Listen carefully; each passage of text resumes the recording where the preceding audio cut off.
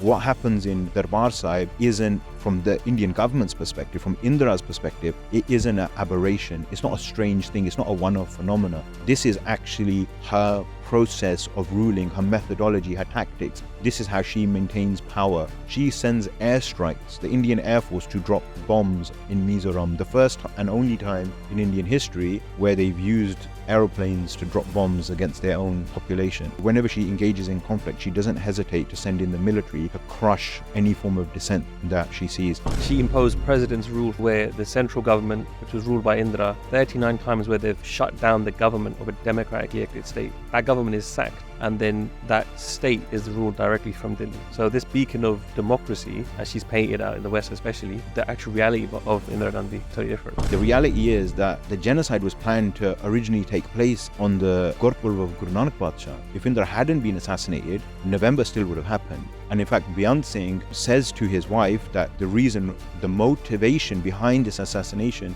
is that he feels that Indira Gandhi and the government has a plot that they're going to teach Sikhs a lesson, that they're going to take revenge on the Sikhs. Sikhs that have links to the Congress party, who had friends in the administration, receive warnings from people in the government. They're saying, don't send your kids to school, don't go out on this day. And later, they asked the Granthi who did the sanskar for Bhai Satwant Singh and Bhai Kehar Singh. The way we thought it was going to happen was the complete opposite. We thought they would be terrified, we thought they'd be afraid, but they were larger than life. The Hindu guy says to the Granthi, he says, explain one thing. Why is it that we weren't actually even able to see them? Like, we couldn't look towards them. From the moment of the last day, we couldn't look in their eyes. And the Granthi Sahib said that and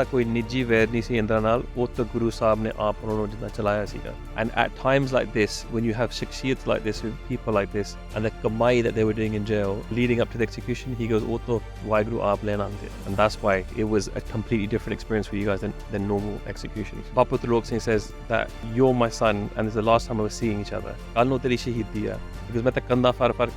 I'm gonna leave this place holding the walls. Keep me up. How are you asking me to do Jakare? And Bhai Satwant Singh says, I will be doing Jakare when I'm hung. I don't know if they'll hear me outside of these walls. The world will only know that Satwant Singh is sitting here doing Jakare. You guys are doing Jakare outside.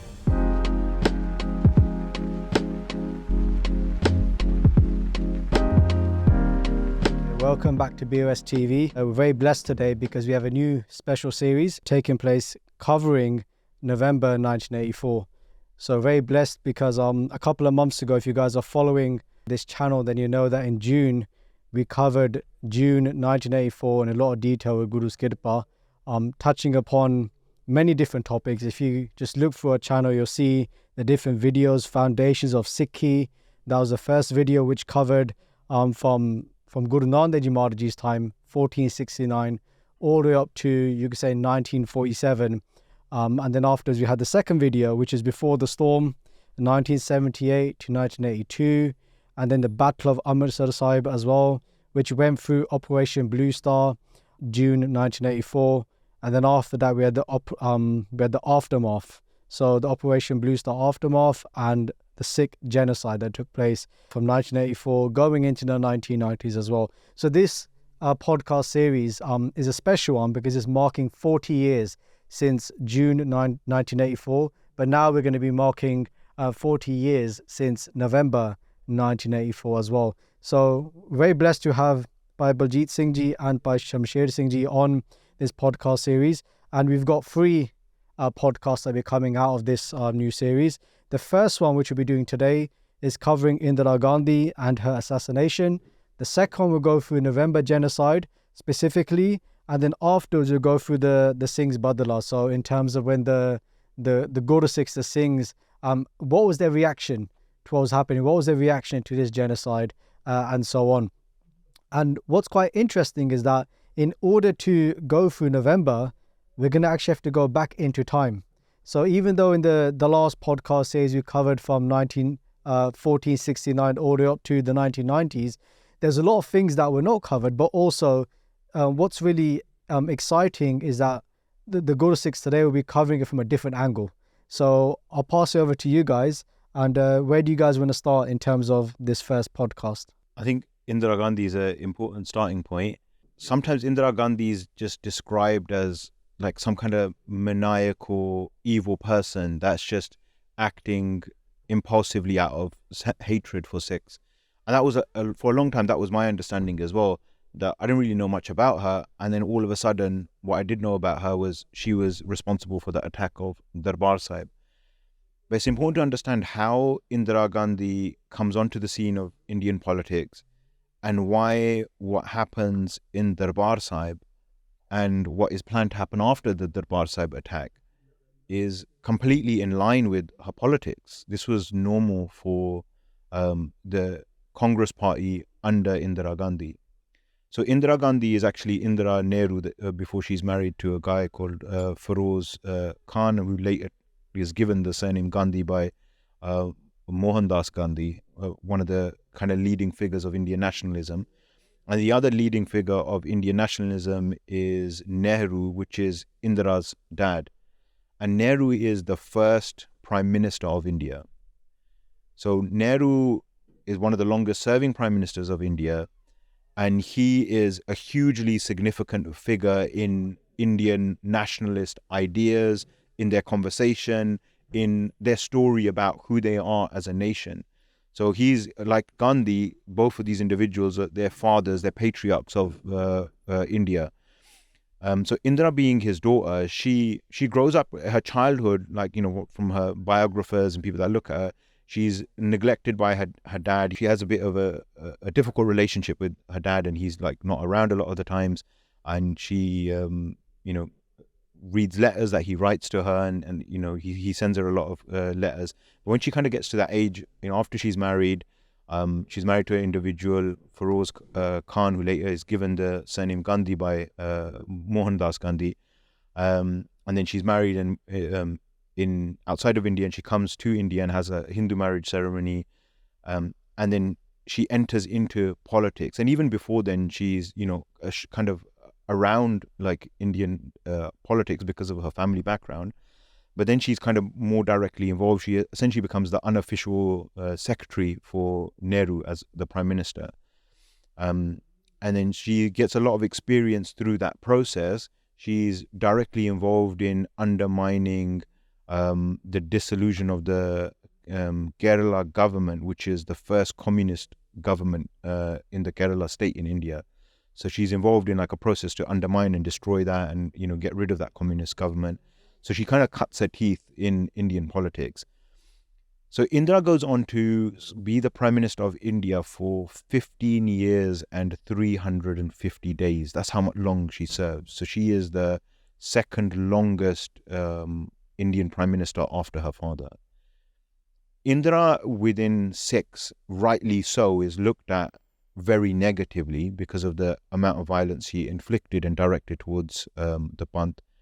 But outside of the Sikh Qaum, Indira is celebrated as, in some instances, a feminist icon. I think in 1999, the BBC ran a poll and termed her the woman of the millennium. She's like, lauded as like an iron lady of having like a really strong, decisive political career. But if you look at her career, if you look at how she gets into this position, it's easier for us to understand what happens in Darbar Sahib. So one of the first things she does is in 1966, when her first term is from 1966 to 1977, and then it's from 1980 to 84 when it's, cut short abruptly by Satwant Singh and Beant Singh when they assassinate her. So in 1996, Mizoram is another territory that India claims sovereignty over. So Mizoram has political instability. They want to separate from India. She sends airstrikes, the Indian Air Force, to drop bombs in Mizoram. The first and only time in Indian history where they've used aeroplanes to drop bombs against their own, the population. When was that? Sorry, 1966. The first year she becomes prime minister. Where is the Mizoram? Mizoram is on the east of India. And then in 67, she has a fight with China over like the Sikkim territory. She wins that, conflict. In 1970, she sends the military into Nagaland, another kind of disputed area. There's still ongoing conflict in Nagaland today. Nagaland's backed by the Chinese. And today Nagas have like, their own sovereignty essentially declared. But she crushes insurgency in Nagaland. 71, she fights against Pakistan. Through that whole process, the Bengal War of Liberation happens, and Bangladesh, which was originally East Pakistan, emerges as an independent country. And then India becomes this regional power during that time. It has its first successful nuclear test in 1974, again under Indira Gandhi's government. So you can kind of see like the picture that I'm painting is Indira responds militarily to any threat that she sees. So whether it's airstrikes, whether it's like, suppressing Bangladeshi pro-Pakistani fighters, Pakistan, China, whenever she engages in conflict, she doesn't hesitate to send in the military to crush any form of dissent that she sees. And her whole kind of tenure is marked by centralization of power in India into her hands. Ultimately, in 1975, when she's convicted of electoral fraud by the Allahabad court, she declares a state of emergency and then rules by decree. So she suspends democracy completely. Any government, any state government that has an opposition party in power, removes them from power, does mass censorship. Any publication in India at that time has to get approval from the Internal Information Ministry. Over 100,000 political opponents and dissenters, journalists are arrested during that time, and she rules directly by decree. So she imposes president's rule. Are you going to go into the actual electoral fraud? What was the cause? So Allahabad High Court declares that she has carried out dishonest conduct during the election process, and she's used the resources of the government in order to further her party's position, which, she crosses lines and boundaries that are established in the Indian electoral process that she's not allowed to do. So she's using the government for the benefit of the Congress party, which seems like quite an important distinction, especially today. And at that time, but today, it's kind of difficult to see that, because it's very hard to sometimes differentiate the Indian government from a political party, especially under Modi. And what we've seen with Indira Gandhi, and what we see even before that, when Sikhs refused to sign the constitution in 1947, they say at that time there's enough provision in this constitution for the nation to go towards fascism. And Indira Gandhi becomes a really powerful beacon of that fascism, and in many ways kind of departing from Nehru as well, because Nehru believed in like secularism, he believed in being non-aligned, believed in being like kind of anti-colonial to a certain point. But even his nationalism was still tied quite deeply to Hinduism. And that's why you see the constitution develop in that way. So when Indira emerges, she's literally seen as like Durga Ma, like Mother India. Mother Indira becomes Mother India. She becomes a personification of Bharat Mata in many ways. So just jump in there as well. Yeah, her government, what you're talking about, between 1966 and 1977, she imposed president's rule 39 times. So that is 39 times where the central government, which was ruled by Indira and the Congress Party, 39 times where they've shut down the government of a democratically elected state. So whether that's Kashmir or Punjab, or any of the other states that they did that in. So they've voted in a government, say it's an Akali government in Punjab, then they were able to impose president's rule.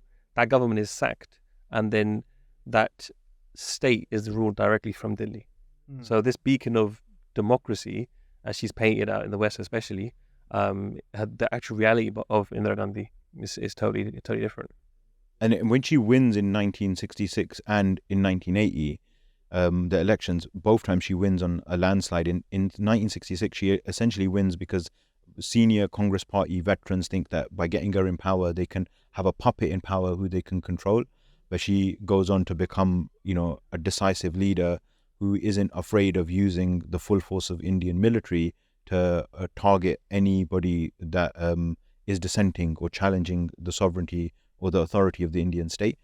So that pattern continues. And so when you kind of paint that picture, her response in Darbar Sahib, there's succession, there's, in Punjab, there's rumblings that Akalis aren't happy, they want autonomy, send in the army becomes much more easier to understand. So what happens in Darbar Sahib isn't from the Indian government's perspective, from Indira's perspective, it isn't an aberration. It's not a strange thing. It's not a one-off phenomena. This is actually her process of ruling, her methodology, her tactics. This is how she maintains power. And I mean, there's a much more sinister side to Indira as well, with during the emergency, how her eldest son, Sanjay, essentially runs a police state within the so-called democratically elected government of India. So it goes from the Prime Minister's office to the Prime Minister's house. So Sanjay and his friends start, harassing and, using the state machinery for their own personal benefit and mass, millions and millions of rupees during that process, and, violating all sorts of civil liberties. And during that time in 1975 to 77, when this emergency period is happening, when the right of life has been suspended, the rule of law has been suspended, one of the strongest oppositions during that time came from Sant Kartar Singh Ji. That's true. A lot of the time, the Akali government gets a lot of credit for opposing the emergency, but a lot of the Akali leaders at this time were underground, and were like many other opposition governments in India at the time, were being oppressed by Indira's government under the emergency. And it was Sant Kartar Singh Ji who, in opposition to the emergency, but also being dictated, as a Khalsa, what we can do, what we can't do. Obviously, they'd banned the assembly of more than 5 people, so you couldn't take out Nagar Kirtans. And Sant Kartar Singh Ji took out, I think it's 38 Nagar Kirtans during this time.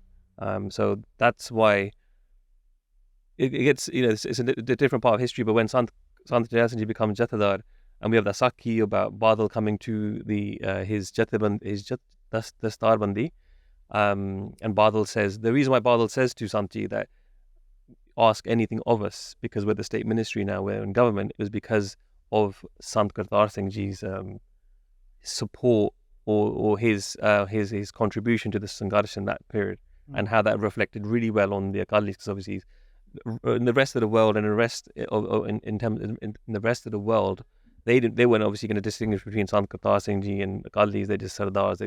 And I remember it was Amnesty, I think, who reported that over 30,000 Sikhs caught and arrested or detained during this time.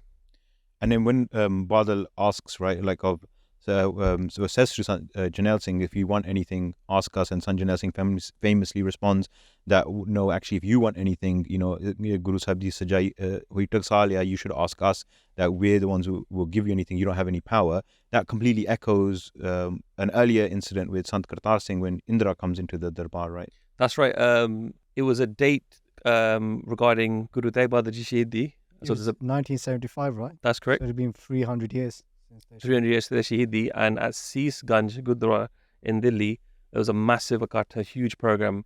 And Sant Kartar Singh Ji, I think he's sitting on the tabia. And when Indira Gandhi comes into the Darbar, everyone just stands up. Lots of leaders, these political leader types, stand up to greet her. They turn their back on Guru Granth Sahib Ji Maharaj. And Sant Kartar Singh Ji speaks from stage later, and he rebukes all the Akali leaders. He criticizes all the Sikh leaders and says that there's no one greater than Guru Granth Sahib Ji for the Sikh. And in reference to Indira, in her presence, he says that if she was to have her head cut off as many times as many hairs she has on her body, she could never repay the debt that because she was from the Brahmin, right? She was a Brahmin, and she would never. They would never be able to repay the debt that they owe to the Guru, because of one of the Shahidis, what allowed their religion to continue today. And just on that point, you mentioned the curfew, or like the gatho, you couldn't have more than 5 people come together. So Sant Kartar Singh Ji carried out these Nagar Kirtans at that time. So you could already see that kind of act of defiance from the Guru Sikhs 10 years before 84, right? And that probably didn't go down well. No, you're right. And the way Shamshed was talking about how she was reacting to opposition very violently, very, very abruptly. She knew from her childhood, from those circles, those Congress circles, of who the Sikh were and how powerful they were. Then to the creation of India, it was the sacrifices that Sikhs made, trying to liberate themselves, that then unfortunately was co-opted by the Indian national struggle and created the state of India today. So and within the Congress party, especially Nehru, her father, they viewed Sikhs with suspicion and fear. So instead of feeling like grateful because of the way their Rajniti, the way their Dharam works, they saw us as a threat. So this is the reason why her father was completely against the creation of a Punjabi state, and Indira continues those policies. Probably what Sant Kartar Singh Ji said probably didn't help you. Yeah, but the point is that she always knew that whenever I'm going to be trying these moves, these are the people who are going to cause problems. Because even the Save Democracy Morcha that starts, overwhelmingly again is Sikhs who are caught in arrest. I mean, Modi at this time he's taking protection under Sikhs. Dresses up as a Sardar, right? He grows his beard, I think. There's a picture of that as well. Yeah. He puts on a pug and stuff. So he's hiding behind the Sikhs who are now on the front lines against this. So Indira knows that the challenge is always going to be from this side. And then when she has, during that emergency period as well, she has a forced sterilization campaign where she forcibly sterilizes the so-called lower caste, those that the Brahmins deem lower caste, in order to reduce their population because of policies dictated by the IMF that incentivized her to bring in that sterilization campaign. And I mention that because sterilization is basically vasectomies and giving them dawaiyan so they can't have children. And I mention that because Indira Gandhi's politics, because initially when she wins her first term, she wins on this populist platform of her nara is like a garibi hatao, she's there for the common Indian person. And she does that quite strategically because she wants to take the power away from the elites in the cities and put it into the rural classes, mobilize that much larger voter base in order to support the Congress party to consolidate her power. And she brings in policies of nationalization. So she nationalizes like the bank, she nationalizes oil infrastructure, she nationalizes other industries. She brings in, the so-called green revolution, agrarian reform. And on the surface of it, the slogan is to help the mazdoor, the worker, the poor person. But in reality, she brings in policies that help her consolidate power, and she will go with whichever populist direction she needs to go with in order to consolidate that. And I think that dynamic's best captured when you look at her relationship with the Soviet Union and the West. Because at this time, India is quite closely aligned, despite Nehru's politics of not being aligned to any of these blocs. India becomes quite closely aligned to the Soviet Union. The Soviet Union uses that relationship to run a really long disinformation campaign to keep a wedge between India and the West.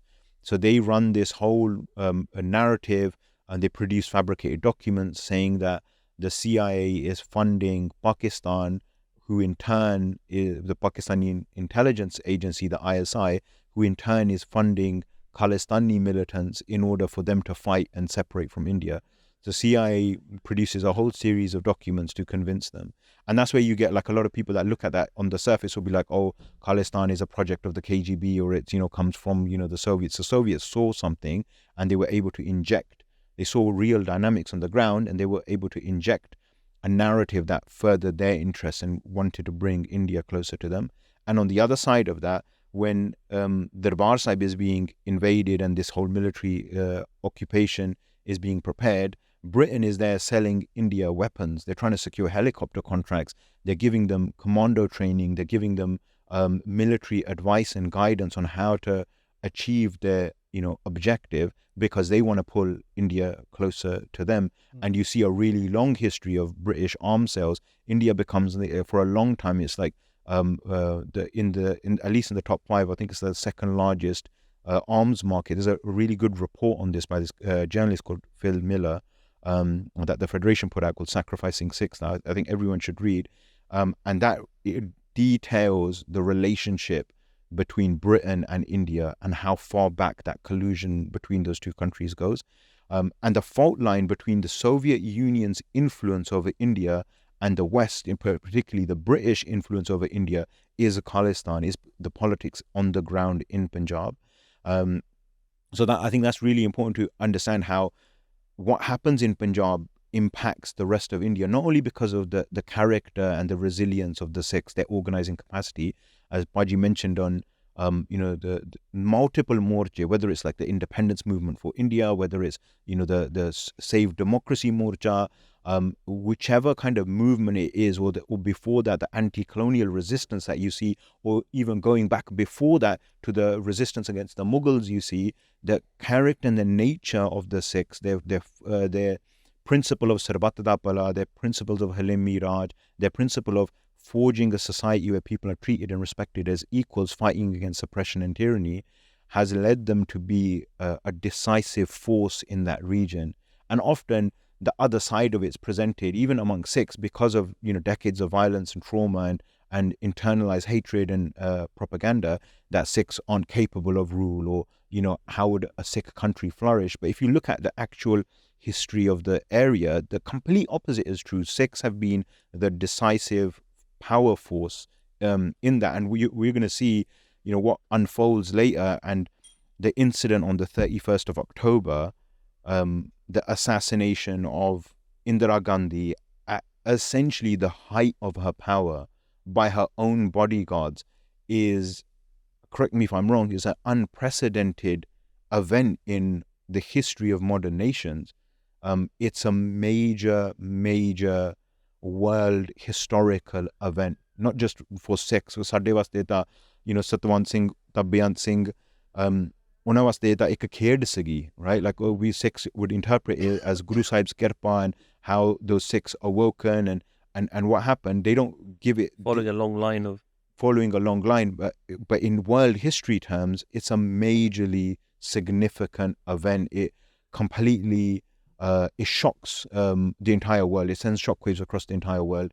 And the world doesn't really know, and when I say the world, primarily like Western media and the Indian state, they don't know how to interpret what's happened on the 31st of October. So you see this continuous line that's repeated, that after the assassination of Indira Gandhi by her Sikh bodyguards, in which Sikhs are the target, or the villains essentially, that there's mass rioting across India, and it's almost like one follows the other, and even when Sikhs say actually it wasn't a riot, but after the assassination there was genocide, which was in response to the assassination of the Prime Minister. It seems like it's a sequence that one follows the other, but reality is that it wasn't. The reality is that you can see from the sources is that the genocide was planned to originally take place on the Gurpurv of Guru Nanak Badshah. So if Indira was still alive, if Indira hadn't been assassinated, November still would have happened. And in fact, Beant Singh says to his wife that the motivation behind this assassination is that he feels that Indira Gandhi has, and the government has a plot that they're going to teach Sikhs a lesson, that they're going to take revenge on the Sikhs.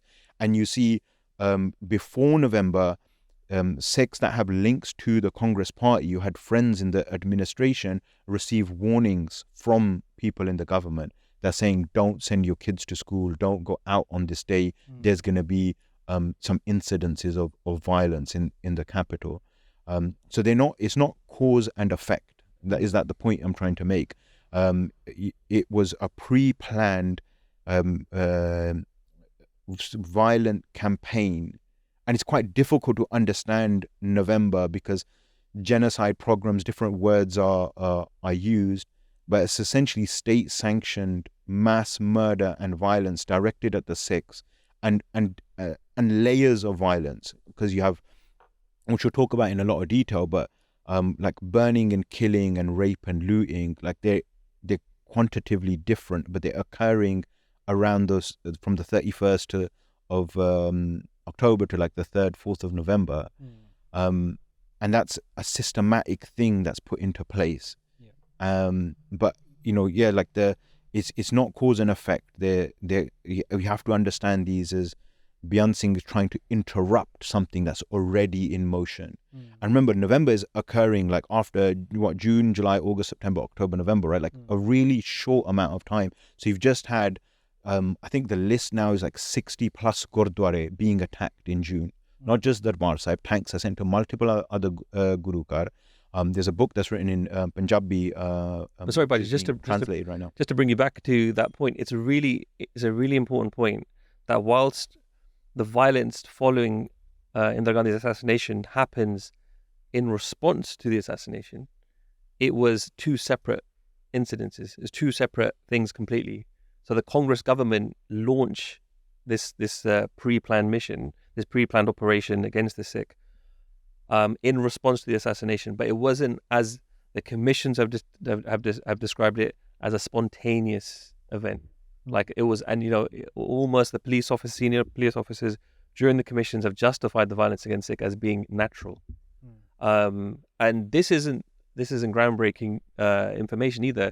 On the 8th of December 1984, the Economic and Political Weekly in India wrote in an article that Delhi violence was well planned and well organized. It would have burst forth even if Indira Gandhi had been alive.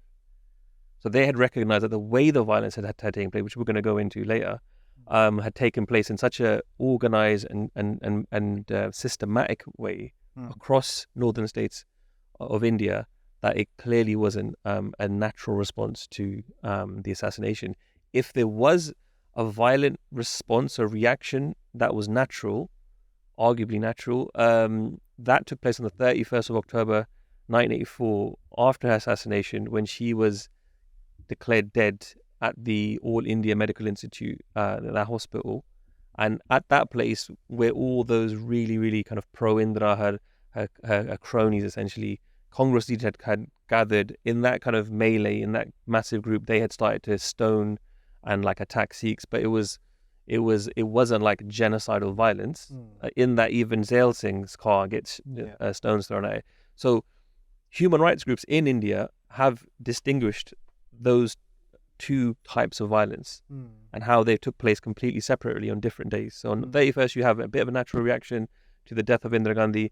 But what happens from the 1st of November onwards is something completely different. And even on that 31st, it's incited by like individuals that are present outside like the AIIMS, the All India Medical Institute Hospital.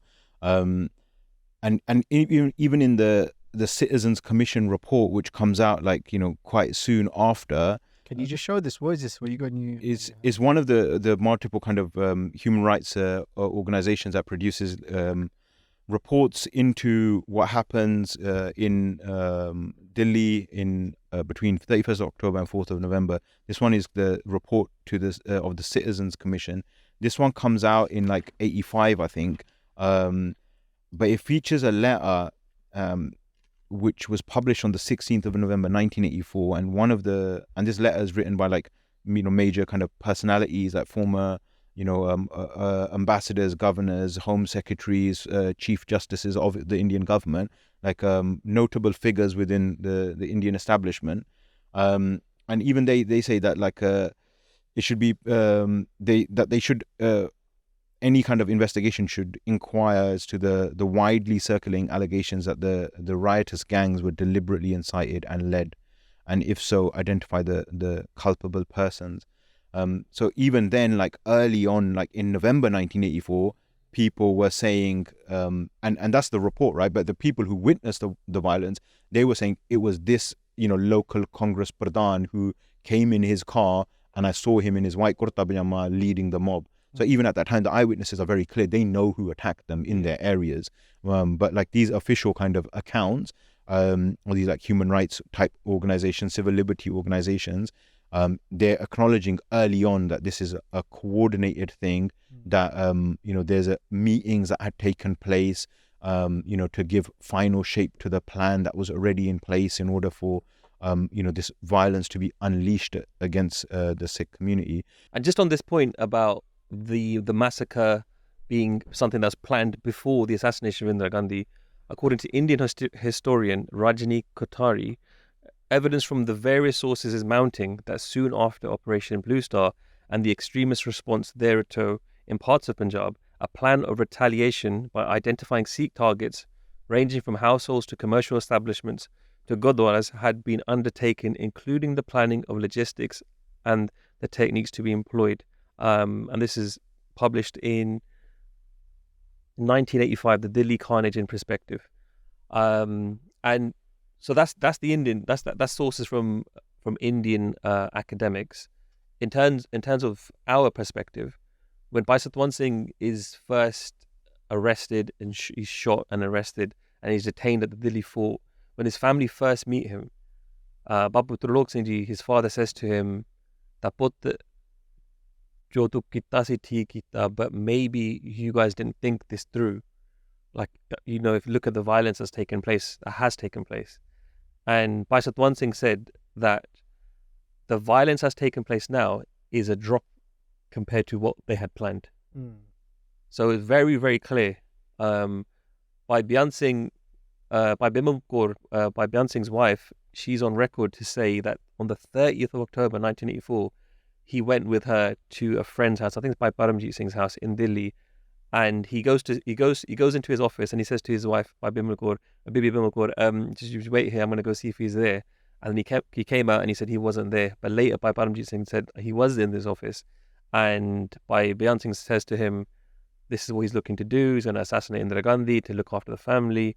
And he said to his friend as well that they've got these genocidal plans, and we have to take an action now. And there was almost like a desperation in terms of how quickly they could do it before the plans which were looking to be unleashed from Gurpur. And the history of the Sikhs, written by Dr. Sangat Singh, who's also like a very high level Indian. Previously, he was a high level Indian bureaucrat. He writes about it as well. There's copious sources. This is really well established that this violence was premeditated and it was going to be unleashed whether or not Indira had been assassinated. And in killing her, they were able to reduce that damage, and the Congress were only able to unleash part of their plan. And it was the actual plan included sparking a war with Pakistan on the border, and through there they were going to some of the border villages, which had caused so much problems in terms of Sikh militancy and the Sangharsh at that point. They were going to basically use them like a bombing raid, and it would have been a bit like that was Pakistan, etc. So while that war was going to be sparked with Pakistan, and essentially we always have the most amount of casualties being on the border, on the other side in Delhi there would have been these spontaneous quote unquote riots where under the fog of war, and while everyone was distracted with this violence would have taken place in Delhi and other states. It's interesting because June was Guru Arjan Dev Ji's Shahidi Purab. And then now we're talking about Guru Nanak Dev Ji's Avtar Purab in November, right? Which they're picking out these dates. And just the idea you talked about the level of violence that could have occurred and that it was planned. That didn't happen. Their plan didn't go to plan per se. But, still the assassination happened of Indira Gandhi, and the reaction, of course you understand there'll be some sort of reaction, but to the level which, you mentioned earlier about, being planned so perfectly. It sounds like this didn't just happen from November 84. This has been going on for a long time. And we're speaking about this offline about the idea of media at that time. And there was only like one media channel that was feeding everybody information. So when was this actually, how long has this been going on for? Like the violence is like one aspect of it. I think the best way to understand it, it was a logistical operation to kill and then clean up afterwards. Like that's the because violence kind of sells it a bit short. It's a bit hard, people still might think that it's spontaneous, right? That it's just a reaction. People were killed, but it wasn't just that they were killing people. They were killing them and then destroying the evidence and cleaning up after themselves. So there's eyewitnesses in Delhi that say that they had heard in the months before November, like in the middle of the night, people going around with like megaphones saying, "Rise up, Hindus. When are you going to rise up? When are you going to like take revenge and take badala and stuff?" So there's this underlying appetite that's tied to Indian nationalism that you see manifesting itself many, many times in many different ways, particularly the violence that's committed against those that are deemed lower caste by Brahmanism, so the Dalits. So the level of violence that is inflicted upon the Dalits is a good way to understand this underlying capacity of violence within the psyche of the so-called Indian. So Dalits are continually subject to domestic violence, sexual violence, lynchings, burnings, killings, not having any rights. Dalit women go into a police station to report a rape and then are raped by the police officers. They're in, multiple cases in mandars where, Dalit women, children have been raped by people within the mandars. And this has been an ongoing thread of India up until, up until this current moment, and will continue to happen. Just recently, there's been multiple high-profile cases of rapes of women in India.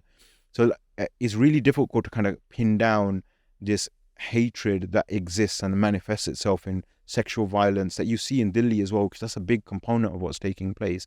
But this capacity for lynching and the abject hatred, the violence that's directed at the Dalits is the same rage that's directed at the Sikh.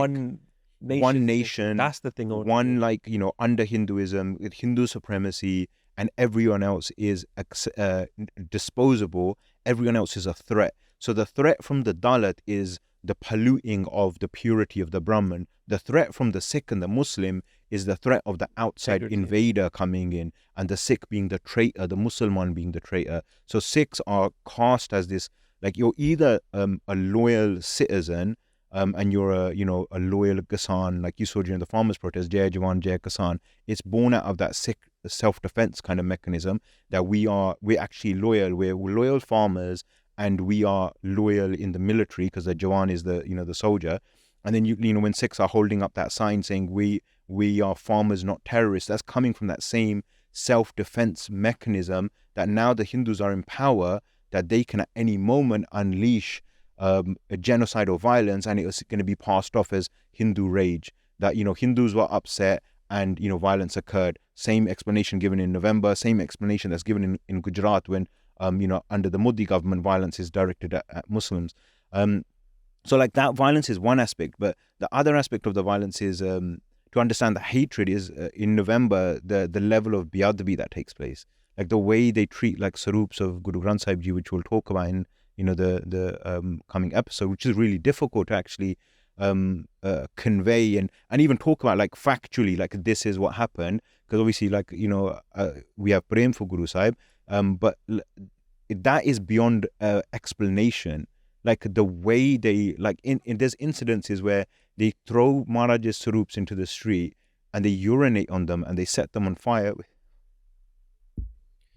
and that shows as well that if you were even to believe that the violence was spontaneous, those actions against Guru Sahib, those actions against Guru Karaj, which we're going to go into detail in the next episode, this hatred that had started from partition, from that period, Sikhs go from being the freedom fighters to the traitors overnight.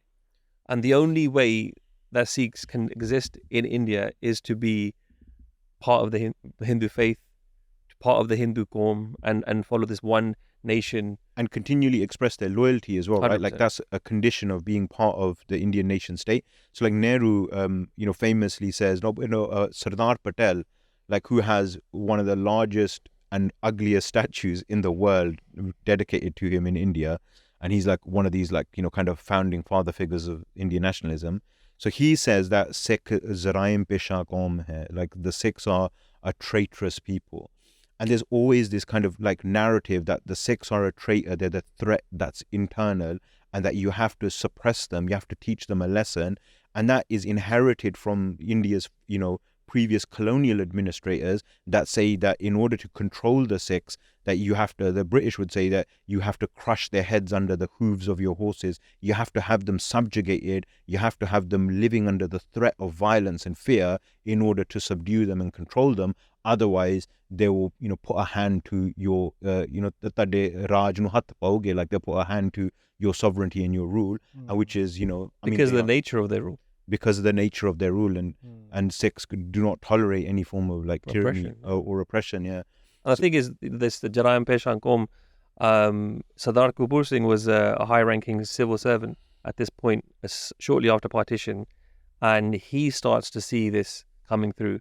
And it was only when Sikhs tried to assert their rights in India as a distinct nation, as a distinct people, that's when they started so when Sikh leaders went to Nehru and the Patel and said that what about these promises, these pledges that were made before the partition of India, that Sikhs would be given an area where we could experience freedom, where the constitution would be drafted unless we agreed to it, unless what we say is written. And now we don't even exist in the constitution. So if we don't even exist, then we don't have a right to exist.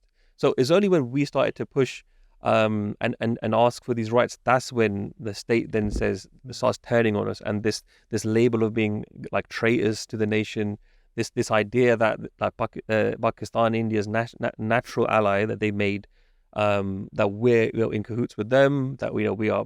So all of this starts from the 50s, the 60s, the 70s. It continues. It becomes the excuse, right? Like the labeling Sikhs as the traitor, and then being like, well, they're traitors because they're allied with, the Pakistan is a really convenient excuse. But really, it goes much deeper. The conflict is ideological because Sikhi, so much of Bani, what it says about Brahmanism and the role of the Brahman is very clear, and it's an ideological challenge to the power structure of the ruling elite of India.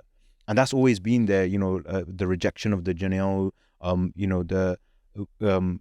the rejection of the caste system, which is a massive component of Brahman power. This ideological challenge that Sikhs always had to Brahmanism, that's at the root of this. That's when you take away all the layers. That's what the root is.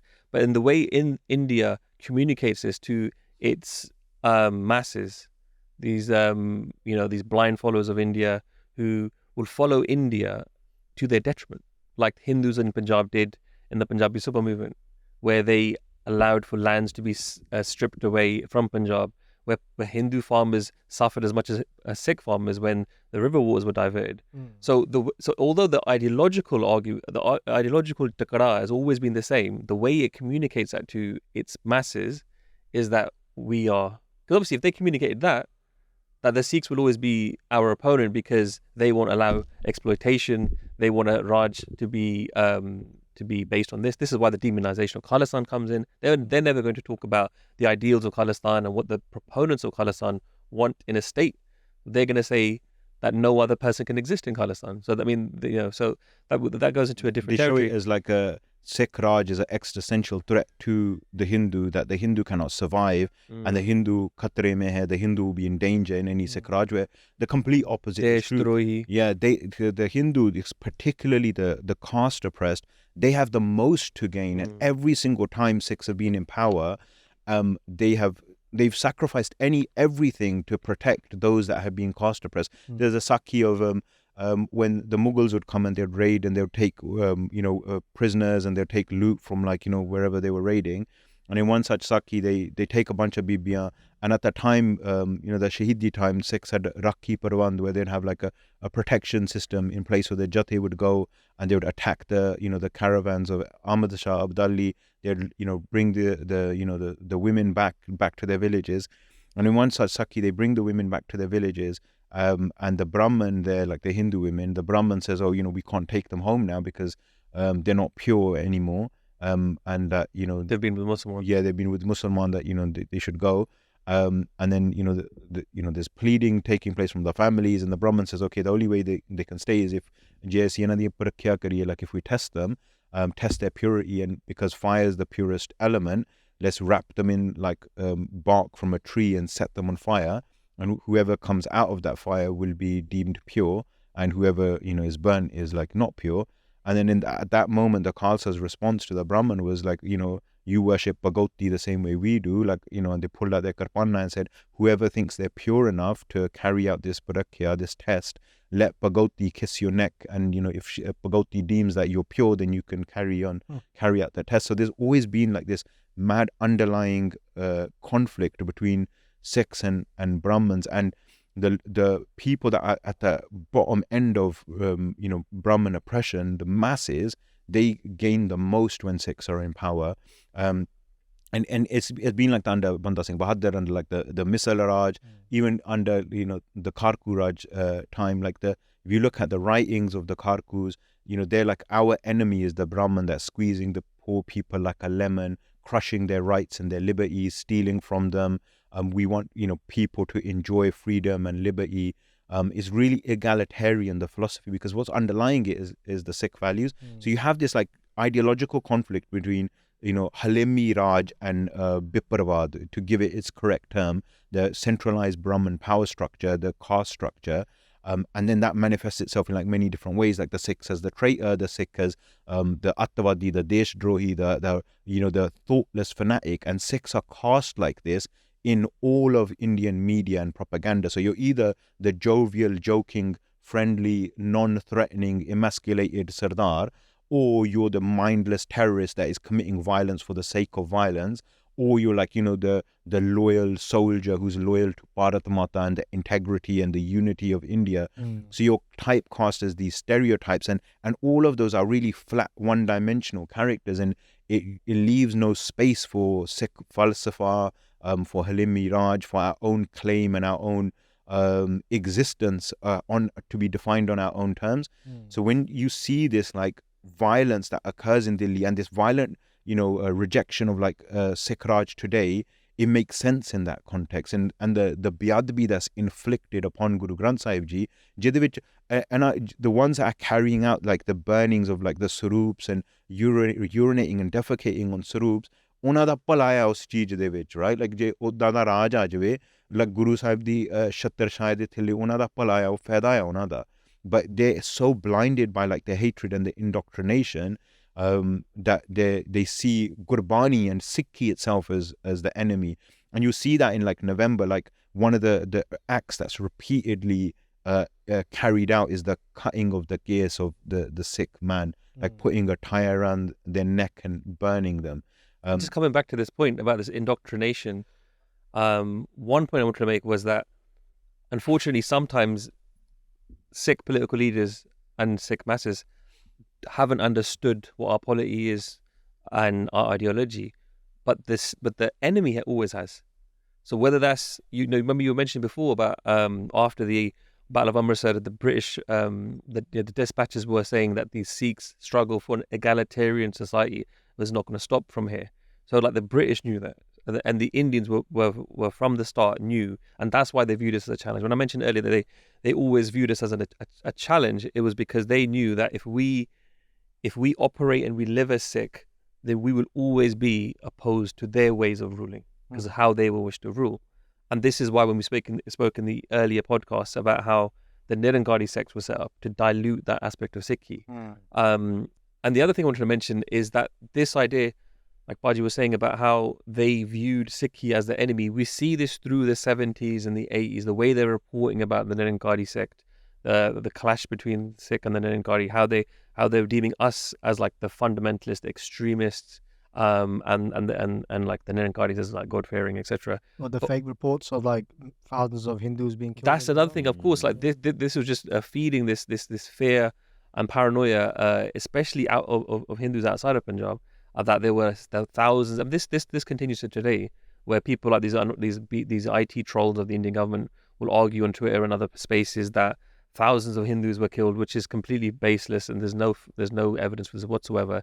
But this is what they were pushing. We spoke in the earlier podcast about Sant Singh Ji and his role as a leader and how he treated other people, even during a struggle against a largely Hindu nation, how he treated other Hindus.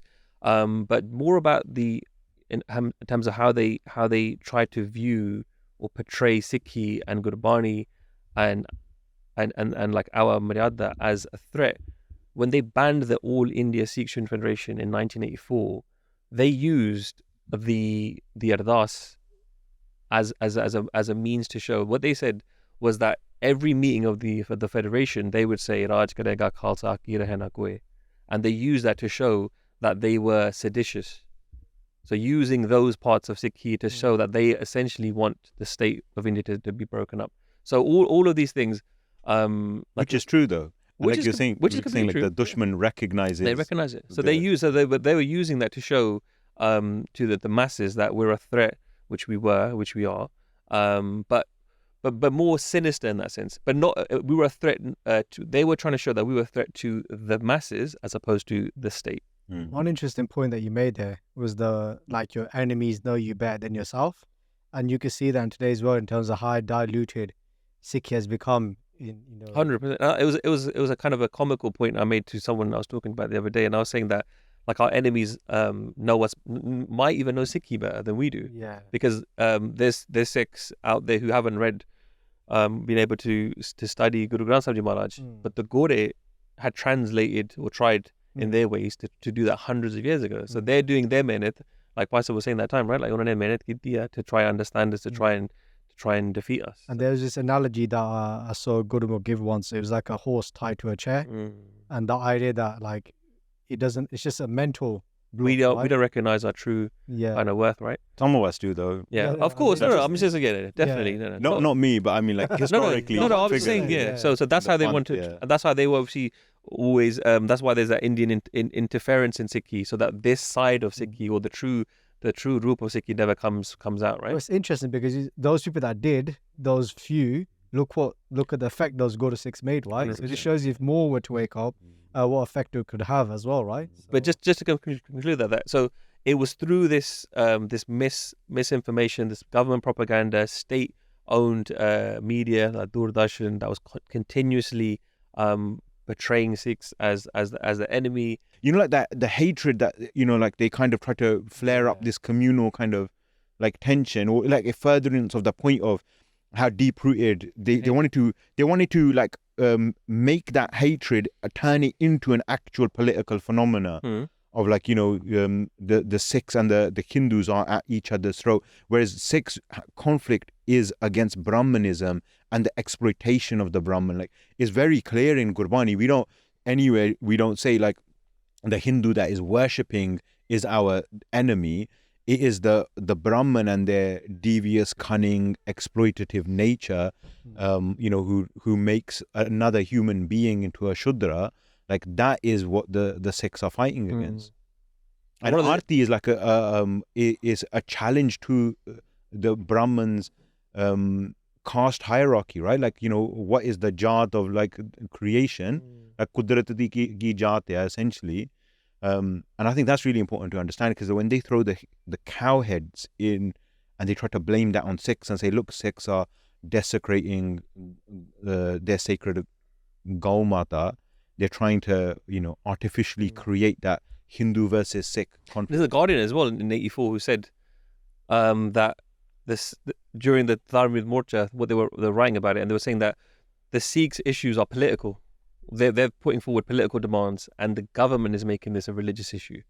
They're making this a communal issue. So a lot of the other kind of commentators speak about that. And one of the things, by just talking about the cow's heads, cow heads were cut and thrown into various mandirs in Punjab during the Dharmik Morcha, and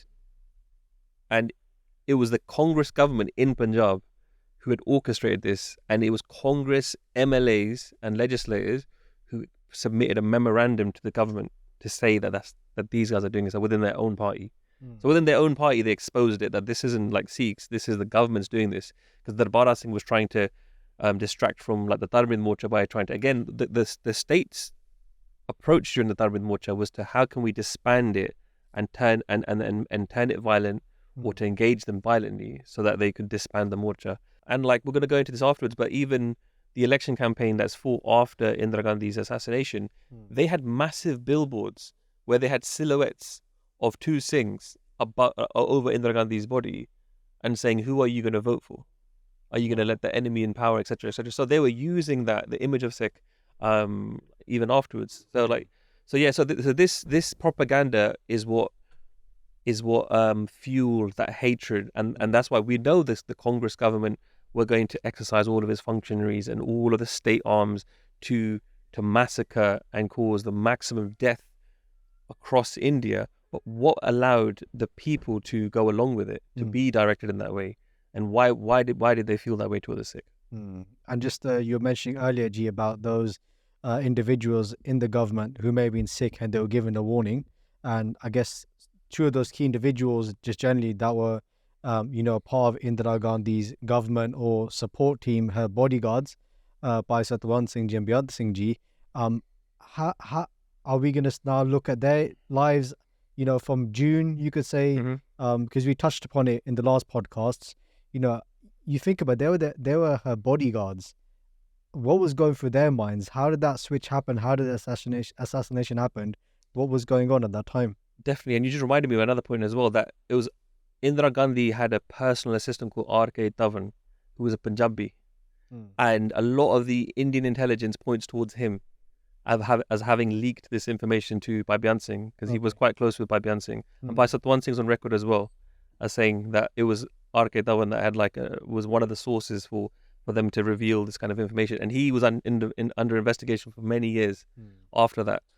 So just before you carry on, it's like you've been speaking about Indira Gandhi's history from 1966 onwards, and like Bhai Satwant Singh Ji, Beant Singh Ji, they were her bodyguards, so they must have known a lot of this stuff. So even the idea of the switch, like where did this turning point come? Just to chuck it in there as well. So where the switch takes place, this is the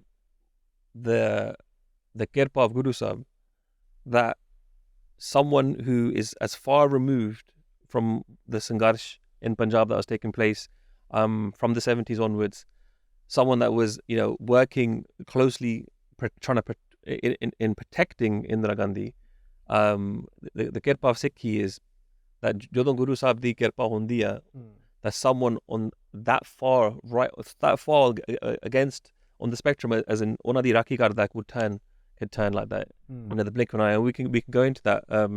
But just to give a bit of a summary of the assassination, sometimes we don't appreciate the significance of the assassination, because for the Indian intelligence, I was reading a book written by one of the directors of the Foreign Intelligence Agency, R&AW, RAW, and he was saying that one of their senior directors had to resign over it. It was a massive failure for them. It was a huge defeat, and the reason is like Pasha was talking about, that Indira projected this image of herself that was completely contrary to what was true. She portrayed herself as being like for the people and the masses and the poor, but essentially her and her family were amassing crores in millions in money and looting from the people. The Beaufort scandal that happened in the 80s and 90s, people can look into that. So while she tries to project this image of Durga, essentially, like Sonia Gandhi, her daughter-in-law, writes about how following June, a dark cloud was cast upon our family, and that Indira was extremely afraid. And itihas, anyone that's tried to stood against the house of Guru Nanak, they've always gone the same way. And interestingly, Sant Janat Singh Ji wrote to Indira and reminded her this months before, when he said in 83, in fact, he says that many regimes have tried to eliminate Sikhi, to oppress Sikhi, and they've all gone the same way. So he said that to her, and then in his last speech he actually says it, that this is now what's going to happen to her. So she's going to go the same way. We're going to stay here. The Sikh will always remain, but she's going to go that way. So she knew this was coming. They were terrified. And B. Raman, who was the head of the counter-terrorism department in RAW, writes that they had taken huge measures to try and prevent the assassination. They were monitoring intelligence agencies such as the CIA and ISI, obviously. They worked with the MI5, and they were shocked to find out that the MI5 had a bigger division dealing with Sikh militancy than they did, and more specialists in Gurmukhi than they did. And the MI5 had more specialists trained to read and write Gurmukhi in 84 than the Indian intelligence agency. And important point, yeah. In particular, after the 10th of June, when Brigadier Puri is assassinated by Sikh soldiers who rebel, the Tarmi Fojis, they have a massive meeting of all the heads of intelligence and the police.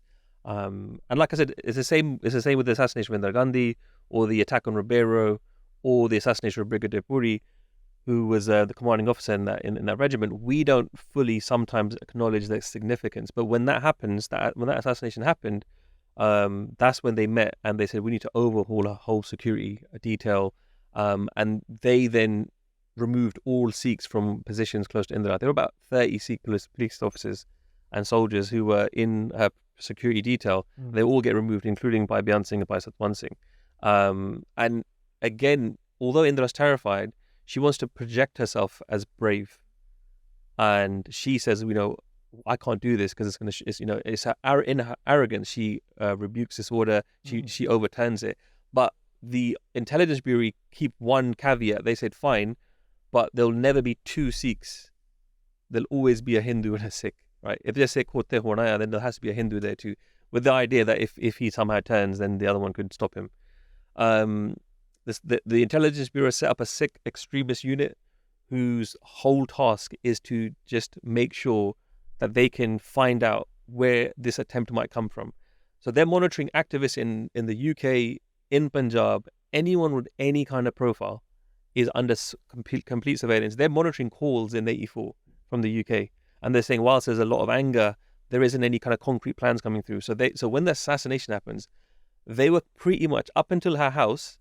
They had the whole thing surveilled, and this is why obviously Sikhs say it's Guru Sahib's Girva, because there's nothing they could have done to stop this, because they couldn't have stopped it happening at the door, from her own bodyguards. So then how did the two Sikhs come together then? Do you know that? Yeah, so and then they were part of the security detail, and it was the Indo-Tibetan border patrol who later killed Bhai Beant Singh. They were trained commandos who were set up and stationed at the Prime Minister's house specifically after the Battle of Amrit. The total strength of the security men posted in her residence was 248 armed police. Of those, in addition to the armed police, was 124 were plainclothes officers. Bhai Beant Singh was a plainclothes officer. 30 commanders of the Indo-Tibetan Border Police. There were 35 members of the Intelligence Bureau, the Deputy Commissioner of Police for Delhi, 3 Assistant Commissioners of Police for Delhi, and personnel from the Intelligence Bureau were all stationed at Safradanjung Road, however you pronounce that place. Were all stationed at the Prime Minister's residence, and their whole thing was to try and prevent this assassination. And like I say, she was trying to project herself in a different way. They had like an ambulance with her types of blood, but she would want that hidden. She didn't want the commandos to be kind of too visible as well. So she wanted to portray this image, and it was this hypocrisy, this contradiction in what was really happening to what she was trying to project was what eventually caused her death, because she didn't want to wear a bulletproof vest, which she did wear when she was touring and when she was traveling, but she didn't want to wear a bulletproof vest on that day because she had an interview with a British journalist, an Irish journalist, in fact, on that day. So she wanted this image to be of her being strong and assertive, and not that she was afraid. And the guy's name is Peter Askino. He traveled with her to Orissa a few weeks before this as well, because this is all part of this campaign, this propaganda campaign following June, where they're sending out these documentaries that they made, these film they'd hired like professional film crews who'd shot footage at Darbar Sahib to show what was happening, what wasn't happening, to try and disseminate propaganda against the Sikhs. So it's all part of this campaign that she gets assassinated. So the 3 individuals that were involved in this assassination were Bhai Kehar Singh, Bhai Beant Singh, and Bhai Satwant Singh, and how they all come together in this assassination is really interesting. And again, it's how and why Guru Sikhs say that the Guru Sahib's Kirpa and how they all came together. That's what they themselves said in their writings as well. So Bhai Kehar Singh, contrary to popular belief, wasn't actually related to Bhai Beant Singh. His wife, Bibi Kaur, was from Maloya, as a village near Chandigarh, that Bhai Beant Singh was from. So out of respect, he'd call her Buaji and he'd call him Bufferji. And Bhai Kehar Singh was also a government an employee, a civil servant, but he already at this point is an Amritdhari Gursikh. He's known for his views being pro-Sikh at work. He has challenges at work.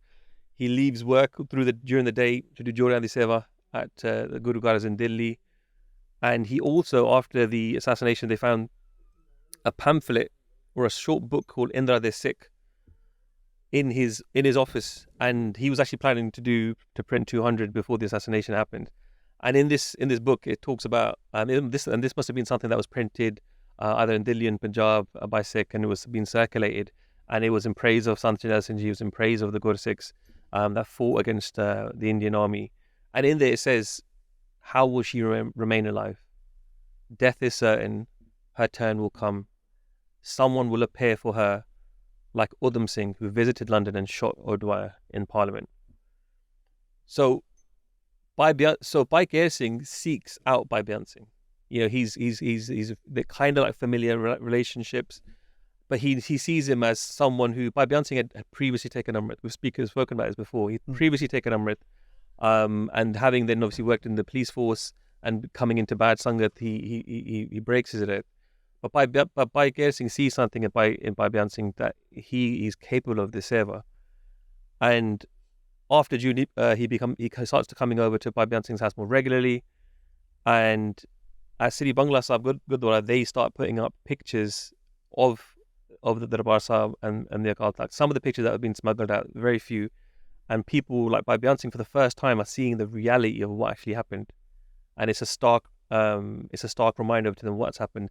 The attack itself has a profound impact on Bhai Beant Singh, but he's still outside of those circles. He's still, within the core group of Indira Gandhi and security. So he's still far removed from that. But it's Bhai Kehar Singh who is that bridge, who is that link to him back to Sikhi, back to the Guru.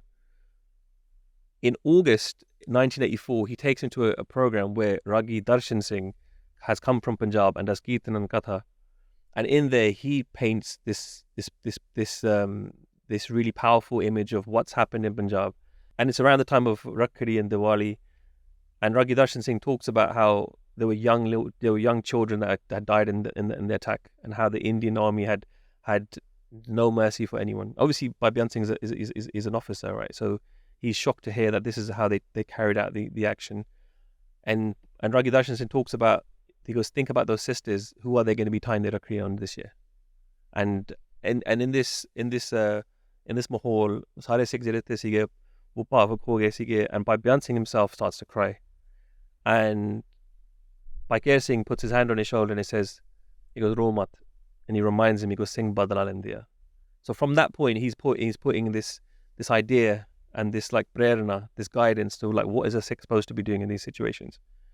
But from we see like a huge transformation from June to October in Bhai Beant Singh's life. He starts to attend the Guru Ghar twice a day, going at Amrit Vela before his work, and also in the evening.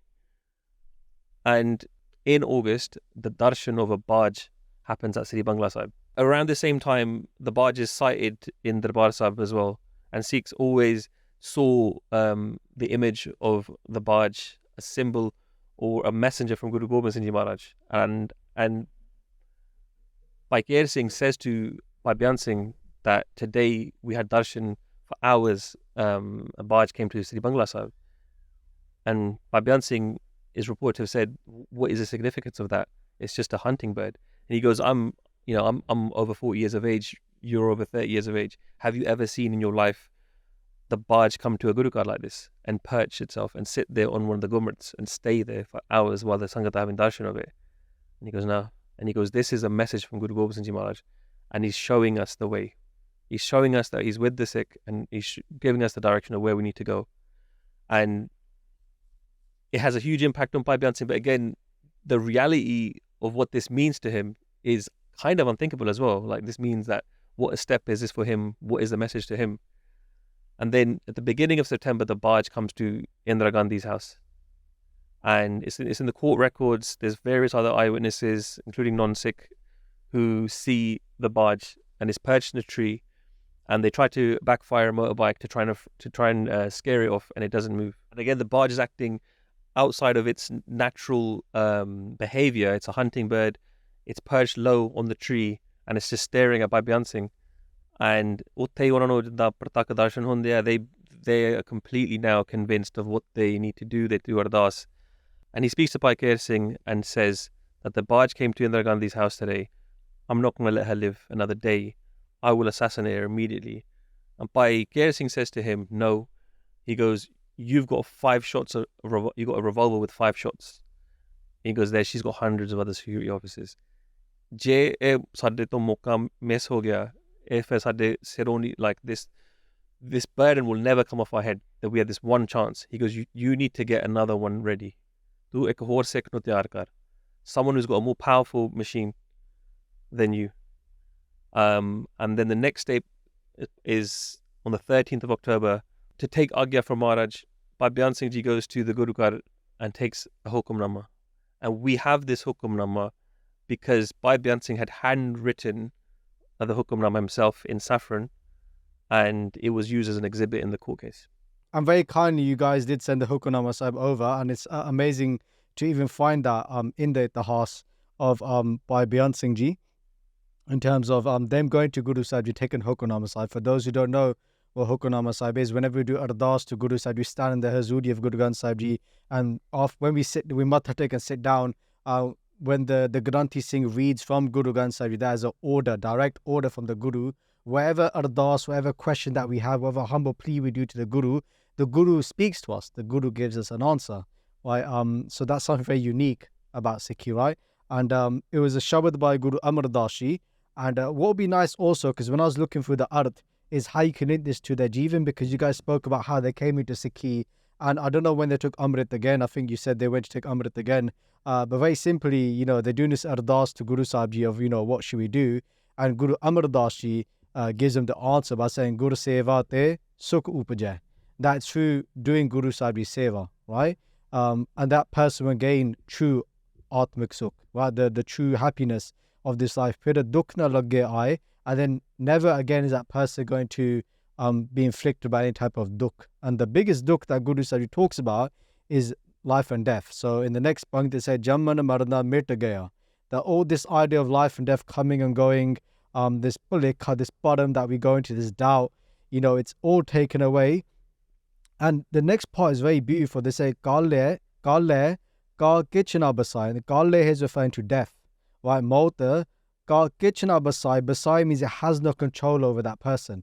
Right? They're not even afraid of death. Right? So it comes in Gurbani, Jiske Sir Upar Tu Swami, so dukh kaisa. If Vaiguruji puts the hand upon your head, that how can that person feel any dukh? How can that person have any fear in them, right? Har seti man rav rahiya sache rahiya samai. That person's their mind becomes absorbed in Vaiguruji. Sache rahiya samai, they always remain absorbed in Guru Sahib Ji. Maharaji aap kehndे ne, Guru Sahib Ji says themselves that I'm a sacrifice to that person. That one, Nanak hau balahari tinako. Jo chalan Satguru pai, the one who walks on the Guru's path, follows the Guru's will, their pana, they say, I'm a sacrifice to them. Right, so, even the first pankti, Guru Seva, like, what Seva you have to do for the Panth, for the Guru. I won't go through the whole Shabad, but I think the next part of the Shabad, because it's a Vard, it comes in Surat Rag, the Vard of Surat, and they say, Bina Sabade Sudana Hove, that without the Shabad, somebody cannot become pure. So what's really beautiful about this is that, and we showed this a lot in the previous podcast, was that when we started off with the foundations of Sikhi, and you're talking about the ideologies, and I forgot the word that you used a lot when we talked about Sikhi, and the mindset, that there was the idea of Seva, but now the Shabad, Gurbani, right? Seva, Ate Simran, and Guru Sahib was saying directly, without the Shabad, you cannot become pure. So you have to take the support of the Shabad, and please feel free to jump in later. You want to talk about that, about the Jivan, that they how they started doing Amrit Villa, even Bibi Bimal Kaur Ji, and how that had a profound effect on her afterwards as well, right? So Maharaji is saying, Bina Sabade Sudana Hove, nobody can become pure without the Shabad. Right? Je anek kare see God, you can try and cover yourselves in so many different types of shingard, decorations and so on, but without the Shabad, like Shabad is everything, right? Like we talked about Guru Granth Sahib Ji Maharaji earlier as well. So we'll put the link in the description to the Hukamnamma Sahib, and the Arth will be there as well. But I think I'll just leave it there in terms of what Guru Sahib Ji is saying, but it's very direct and very powerful, and you can see that they actually took upon Guru Sahib Ji's Updesh, right? And it's so close to them, right? Like the Hukamnamma is something that they take in that moment before they do their Ardaas, that they've committed to this path now, they've understood, and they, like Paji saying, they write it down and it becomes an exhibit in the court case, and that's why the Hukamnamma survives. Otherwise it would be only Beant Singh would know what that Hukamnamma is. Like I find that like amazing. And And with the Bibi Kaur as well, like, with the Baaj, like he tells Bibi Kaur, like he talks to her about the change that he's experiencing and what he thinks is happening around him, what's motivating him, what's driving him, that he wants to take Amrit. He talks to her about the Baaj as well, and she says to him that, "Pehla to iddan diyan cheezaਂ 'ਚ ਵਿਸ਼ਵਾਸ ਨਹੀਂ ਕਰਦਾ ਸੀਗਾ, like what's changed now?" And like for him, like everything's changed because of the Hamla on Darbar Sahib. His eyes have been opened, and now he's on this path, and and then he meets Bhai Satwant Singh. And it's so beautiful because, this journey of Bhai Beant Singh and Sikhi, it shows how quick it can be. Right. Like if a Sikh goes in front of the Guru with true bharosa and pyar, like that's a pratak darshan, that's a pratak hukum that Bhai Beant Singh Ji had from Maharaj. And sorry, just to jump in, because I kept reading the next part, the Paudi that comes at the end, and this links to what you spoke about in the previous podcast back in June as well when we released those. I was listening to Katha recently, and one of the Gyani Singhs was saying that when you look at a Vard, it starts with the Sloks and it goes to a Paudi, and the Paudi at the end, it kind of covers, it kind of just summarizes what the Sloks are talking about. And this is what I'm getting from it, is that it's like Gurbani was speaking to Bhai Beant Singh Ji, and what Gurbani was saying was how he was feeling at that time, because when you spoke about how he was already Amritari, and then he kind of fell off the path, and from every experience that I've seen, somebody's fallen off the path, deep inside them there's like this pain, right? I've fallen off the path, that vichora, the dukh, right? And the Shabad here is like, it's just like Gurbani, because it comes in Gurbani that Guru Sahib Ji knows our dukh more than anybody else. Avrik Jane, I forgot the Pankti now, I won't try and attempt it, but it says here, Har har apni daya kar, har boli behne, Vai Guru Ji, do kirpa upon me, daya karo, that I can recite your Bani, that I can read your Gurbani. Har namati ai, har uchra, har la har leni, that let me be able to do these things again. And it's like this whole instance of what's happened is brought him back to Sikhi, like you said, right? Like the Gurumukh say, that was the kirpa upon Bhai Beant Singh Ji, that it brought him back to Satguru Ji. And the last thing, then I'll stop speaking, is in the last two pankti of the whole Shabad, Jina Satguru Mera Pyarya Aradhya, Tena Jan Dekha Naini, that bless me to be with those people that worship you. Right? Bring me back into that Sangat. Ho Varya Apne Guru Ko, and now I'm a sacrifice to the Guru.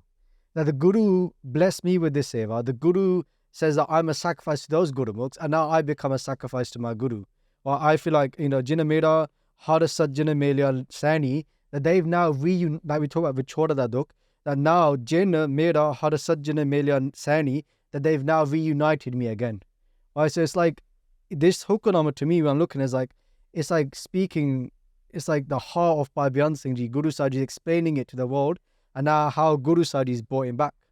And it reminds you that Shabad Babanias, and even this is Kirpa, that this Hukamnamma survives, and that we can learn about it. And you doing like the art of that reminds me that, and it explains to me when Bhai Satwant Singh says afterwards, when he rejects having to fight the case, he says that me and Beant Singh did the Ardaas, and we didn't ask for one more day after that. Right. Because obviously Janam Maran met together, like he's like, they didn't want anything more than that. So Bhai Satwant Singh actually comes into this really late, in October in fact. Bhai Beant Singh tries to sound out other police officers, Sikh police officers, who later testify against him. And he tries to see. It's a risky maneuver. And even the way he finds Bhai Satwant Singh, like it's try to find a co-assassin. Yeah, and it doesn't make any sense. And even that whole sakhi, because essentially Maharaj de Hattancha, everything happens as Maharaj intends. We're just pawns in it really. But Bhai Satwant Singh comes into this late. He's also upset, and his friends tell us that after the attack on Darbar Sahib, he was like protesting in Delhi and smashing up buses, and it came back to him because he's a police officer. So loads of little things happen in his journey as well. His Sikhi journey was he has more time because he spends over 4 years in jail. So he takes Amrit on the 24th of October. And they shoot Indira on the 31st. But if we look at Bhai Satwant, if we can slightly just go back to Bhai Satwant's Jeevan, and again going back to this idea of how it was meant to happen and there's nothing anyone could do to prevent it. One of the reasons why Bhai Satwant Singh comes under the radar is because he was recruited as a police officer in Bareilly district in Uttar Pradesh.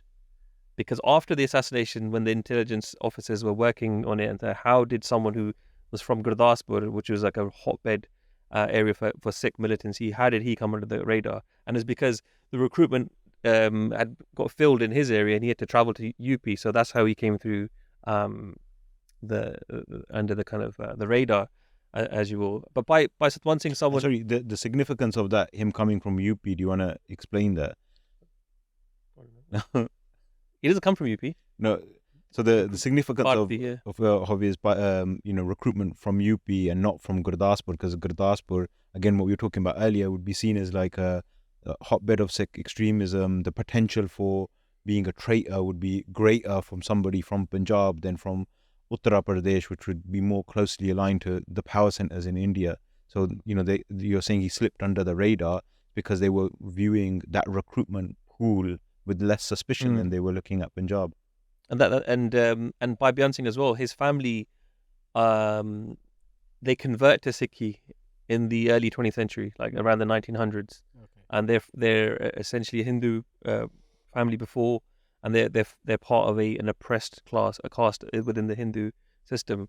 Again, another reason why they slipped through as well, because their family was very loyal to the Congress before this. But talk about Bhai Satwant Singh. He had qualities from a young age that show that, like, that he was going to perform this ever. He was his school friends describe him as being very brave, and there's two sakhi about this. I'll just share one. One was when he was in school, he was about 12, I think he was about 13 or 14 years old, and when he goes to school, there was a female teacher there, a newly qualified teacher, and she was crying. And Bhai Satwant Singh says to her, like, "Madam, ki hoya, what's wrong?" And she goes, "Kushni, it's nothing." And he gets her to tell him, and she goes, "The other senior male teacher is behaving inappropriately with me." And obviously this is like the early 1970s or something. So you can imagine what the mahal was like a bit. And she's newly qualified. What does she do? And he says, "Koi nahi, main tha hal na bata." And Bhai Satwant Singh goes to school the next day and takes his father's pistol into school, and he goes and he confronts the teacher, and he goes, whatever. And this teacher never comes back to school again. And this is how much the lady he has as an early teenager. And there was this huge kind of uproar in the area that this has happened, and it caused additional issues for Bapu Trilok Singh because the gun wasn't actually licensed. So now he's facing potentially charges. So when he gets called into the principal's office, the principal's like, there's going to be criminal charges. We can't have him back. The kid's bringing a gun into school. And Bapu Trilok Singh said, "We don't have any guns in our house. You can check with the police. We don't have any registered firearms." He must have just brought a toy in and The principal realized that we might have made a mistake here. And it was such an embarrassment that he's let in. But Bhai Satwant Singh is, from his early age, he's a wrestler. 6'3". It's one of the reasons why he was quickly inducted into like the commando unit and posted so quickly at the age of 21 at Indira Gandhi's residence. And there's one other deeper sakhi as well that the family once were talking about after his Shahidi. They were saying to Mataji, "Have you ever thought about how it is that he came to be in our house? Like, we're just a normal family. How did Bhai Satwant Singh come to our house?" And at first she gives like a generic answer in Punjabi that "Uda Rab janda." But then she thought about it a bit later, and she said that actually I think it was my mother's Ardaas. And she describes how when she was little, her father had passed away and her brother had passed away young. So it was just her and her mother that lived in the Pind. And it was quite difficult growing up. You can imagine in the early 1900s, just those two Bibiyan, and she was young at this time. And she said that there was a time when a small like Nagar Kirtan was coming through the area, and her mum said to her, Mataji's name is Pyar Kaur, and her mother says to her, "Pyari, aja quickly, let's have darshan." So they run to the top of the house, and she remembered the back of the story from like 50, 70 years ago. She talks about how that her mum stood on the manja, and as they had their hands like folded and they were looking and they're looking at Guru Granth Sahib Ji Maharaj coming through, her mum saw how other Sikhs ਜਿਹੜੇ ਪਿੰਡ ਵਾਲੇ ਸੀਗੇ ਉਹ ਖੇਤੀ ਕਰਦੇ ਸੀ ਜੋ ਵੀ ਕਰਦੇ ਸੀਗੇ, and as they were coming out of their house ਉਹ ਪਰਨਾ ਜਿੱਦਾਂ ਬੰਨਦੇ ਸੀਗੇ, they were just doing the dastar quickly to go have darshan. And her mum, this is Bhai Satwant Singh Ji's grandmother, does the Ardaas, ਉਹ ਸੱਚੇ ਦਿਲੋਂ Ardaas, and she says, ਉਹ ਸੱਚੇ ਪਾਤਸ਼ਾਹ ਸਾਡੇ ਵੀ ਘਰ ਕੋਈ ਪੱਗ ਵਾਲਾ ਭੇਜ, ਕੋਈ ਸਰਦਾਰ ਭੇਜ. And what obviously Katawachik say today that ਉਹਨਾਂ ਨੇ ਇਦਾਂ ਦਾ ਸਰਦਾਰ ਭੇਜਿਆ ਸੀ ਜਿਹਨਾਂ ਦੀ ਸਿੱਖ ਕੌਮ ਦੀ ਪੱਗ ਬਚਾਈ. So that's why if we look at like how extraordinary it was for Bhai Satwant Singh to, at a click of a finger like that, to turn over to become Khalsa and to take part in this action, that it was written in his fate that this was going to happen before. And the Sakhi goes up. Bhai Beant Singh says to Bhai Satwant Singh, what's the halat in Punjab? Because he'd come back from Punjab, and he says it's quite bad. The Sikhs are like really upset and they go severe. And Bhai Beant Singh says, I'm worried that Indira Gandhi she might be assassinated. And Bhai Beant Singh says that we're here in doing haraki. If Sikhs come to attack her here, we might get attacked in the crossfire. So he's trying to slowly bridge this thing, and Bhai Satwant Singh cuts through all of that. He's very, very straightforward. And he says, instead of someone coming here to attack us, why don't we just shoot her? And Bhai Beant Singh, obviously the ground just like falls underneath his feet. He's thinking, like he couldn't believe that. And that's how that jury happens in October. And luckily, because Bhai Satwant Singh, following the assassination, is shot but survives. He spends 4 years in jail, and it's through the mulaqat, through his family, and particularly Bhai Harjinder Singh, who's like a school, not a school friend, but like a friend in Delhi who spent all this time with them, and then also was like a pillar for the family during the case and everything else. Bapu Tarok Singh calls him his fifth son. That's how close they were. And Bhai Harjinder Singh talks about another Sakhi again when we speak about, I spoke to him and I asked him, I said, how did Bhai Satwant Singh come to feel this way and take such a massive action? And he said he thinks it was like the Guru Sahib's kirpa, but also there was a few instances happening. All the Guru Sahib's kirpa that tried to give that kind of prayer, to give that guidance, and that to lead the Sikh towards where he needs to go. He said that whilst they were in Delhi, this police car came that come from Punjab, so high-ranking police officers, and the lower-ranking police officers came to where these guys were. Bhai Harjinder Singh's a taxi driver, because we were like just drinking cha by the side of the road. This other police officers came. They were like lower ranks. And because we're talking to them, and we say to them like, "How is Punjab? This Punjab to?" And he goes, "Bura hal hai." He goes, "Sada ta koi puch na, sadi koi gal nahi gi." Like this is shortly after the attack, and he goes, "There's nothing we can do. We're just stuck in this situation at the moment." Like everyone was feeling this. We don't appreciate, having been born after the assassination, of how much of a significant action it was, how the Sikhs were feeling, how they felt after the Darbar Sahib has been attacked, and who's going to do something about this kind of thing, and what can we do about this? And Bhai Harjinder Singh says that at this time, he goes, Satwant Singh comes to join us. He goes, whenever he walked anywhere, he goes, everyone just stared. He's 6'3", he's very handsome, and he's like a very, very good build. And Bhai Satwant Singh comes, joins the discussion, and he says to the police officer from Punjab, he goes, maybe I'm in the police as well. And he goes, Teri kithe duty hai? He goes, mere ta Indira Gandhi de kothi de duty hai. And Bhai Harjinder Singh said that I think, but the other Sikh police officer, one of them mucho gal nikal gayi si, and how it came out abruptly. He goes, lakh laan teri jawani te. But he goes, like, shame on your jawani, on your physique, your youth, if she's walking around and you're standing there. And Bhai Satwant Singh's response was, he goes, soch de ta sare ya. He goes, but sama to pehla koi kuch nahi kar sakta. Before the time, no one can do anything. So these were the kind of the wheels of machination it was turning. And interestingly, Bhai Satwant Singh was quite a kind of a funny character as well, really humorous, really light-hearted. And some Hindu officers were saying afterwards as well that he would say to them, and he goes, I see, we didn't believe that he was actually going to do it. So he was very, very kind of jovial in that sense. But when they meet up, Bhai Kehar Singh, again being the mentor, if you like, for the two Singhs, he says to them that they're Bhai Satwant Singh is the commander, so he's got the Sten gun, right? It holds 25 bullets, large rounds. So now the Geordie's complete. And but Bhai Kehar Singh says to them, "Tusi je hun badla lena Sri Akal Takht Sahib da, then tusi Guru Har Gobind Sahib de charna Ardaas karni hai."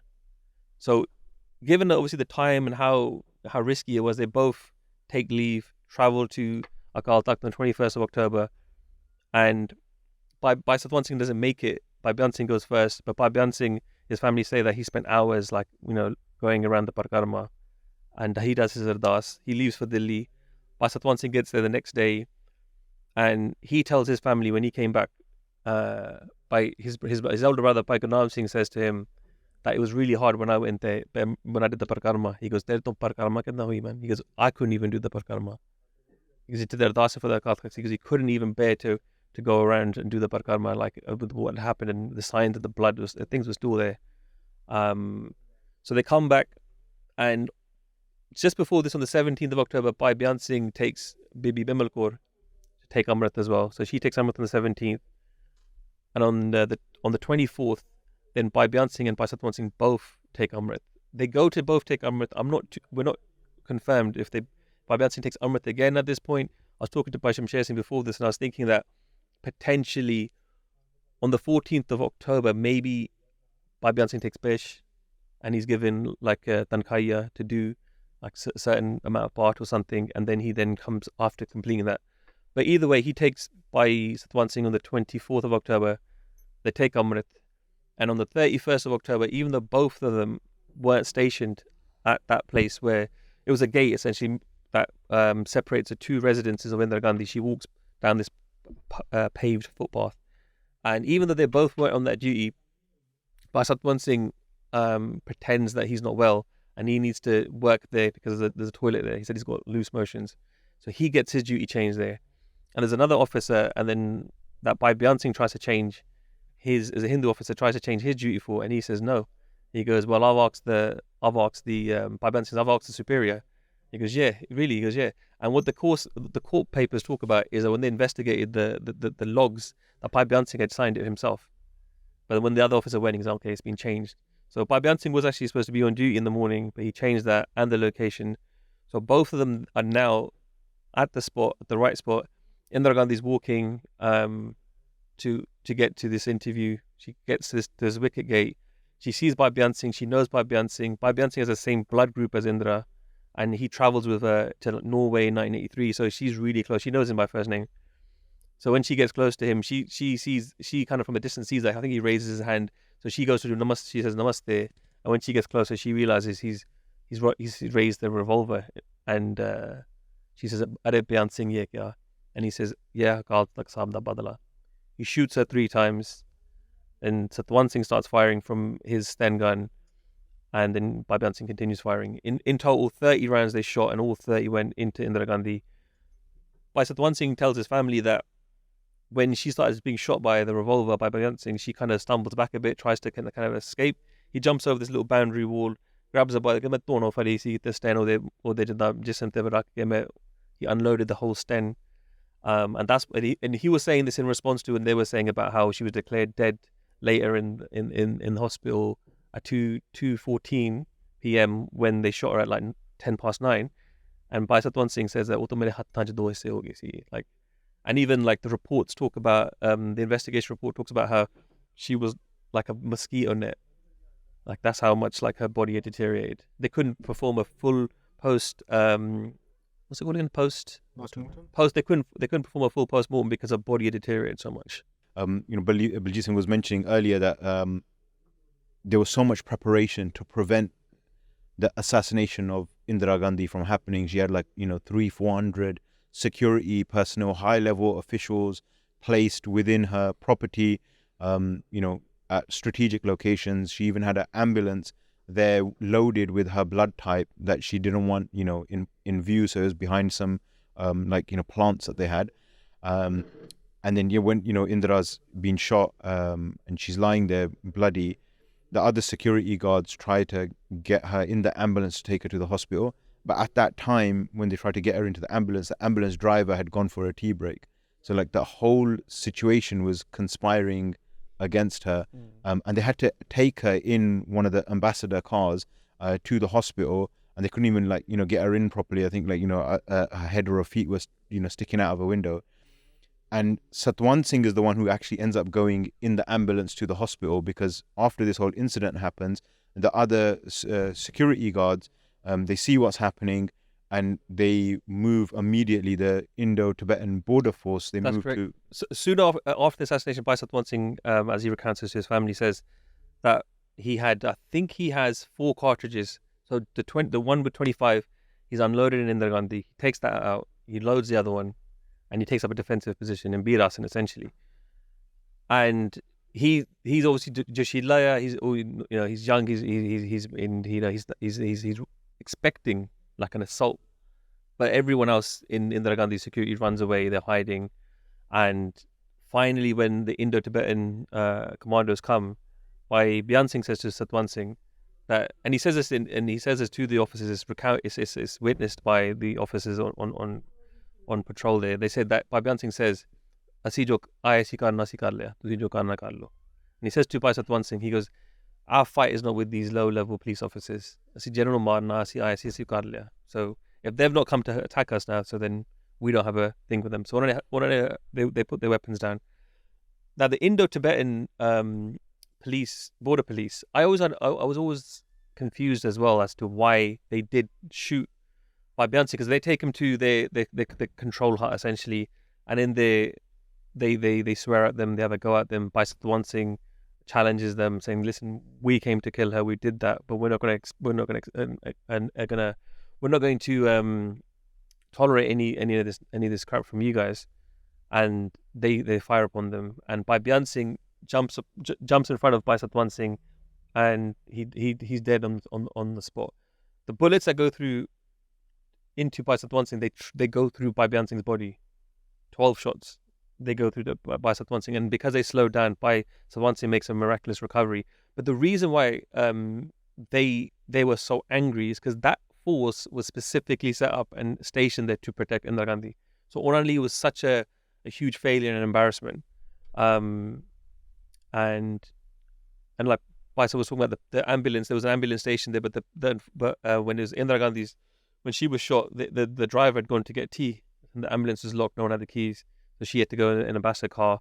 They had to like break through the barricades at the All India Medical Institute, even though they had set up a new wireless system to kind of immediately communicate with them if they needed like help, Indira needed any help. So Bhai Satwant Singh is shot, and the only reason Bhai Satwant Singh survives is because he's the only person left of this plot. And the high-ranking, the investigating officer, R.P. Kochhar, when he gets there, he's furious that Bhai Beant Singh's been killed. And now there's only one person left, and they do all they can in the hospital to save Bhai Satwant Singh. So was he taken in the ambulance then? He wasn't taken in the ambulance. Okay. That was meant. They both were, but Bhai Beant Singh was declared dead on arrival, and Bhai Satwant Singh was put into critical care. Inspector Kochhar tortures Bhai Satwant Singh by putting his essentially his finger into the bullet wounds, and in the last kind of attempt of trying to torture Bhai Satwant Singh, they leave the bullet that's stuck in his spine. So that gave him a lot of pain. But Maharaj Kirpal, as we speak about later on, that वो भी Maharaj ने दुख तो उन्होंने तो काटता सीगा. So Bhai Satwant Singh is tortured at the Delhi fort, in the Red Fort, for a few months. He's kept there. He's made into like a makeshift hospital because he's still suffering from those gunshot wounds. He's then transferred to Tahar jail. Bhai Kehar Singh is also arrested.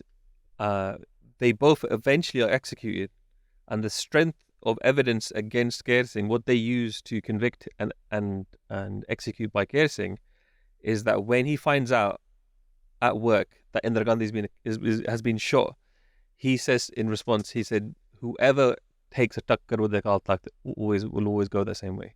That's the inevitable end of that person.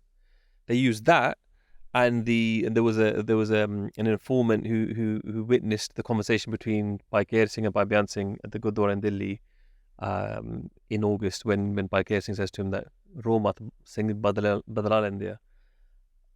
They're both transferred to Tahar jail.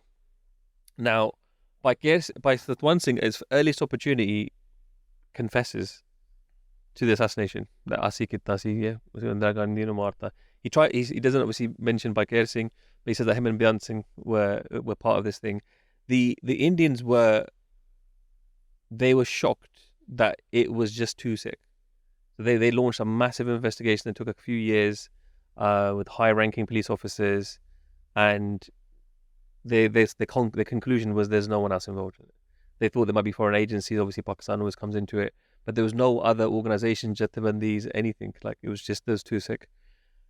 And Bhai Satwant Singh wants to accept it, and he does. He confesses at earliest opportunity, but there's pressure from political leaders in Punjab who feel that they should provide him with a defense. They put a lot of pressure on him. He's young, and his father then puts a lot of pressure on him to fight the case, or allow them to fight the case. He himself doesn't fight the case, and in fact, whilst the trial goes on, it's the trial happens in Tihar jail.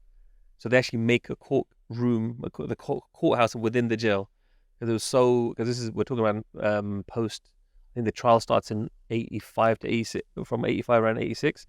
And at this point, obviously, the Sangharsh is starting that's coming up as well. So they were in such fear of Sikh militants and potentially rescuing Bhai Satwant Singh and breaking him out of jail, that they set up the courthouse within the hard jails, within the prison itself. And there's some really funny reporting, because obviously all the world media are interested. They don't actually allow any photos. They don't allow any statements, any photos. So we don't have any photos of Bhai Satwant Singh from the trial.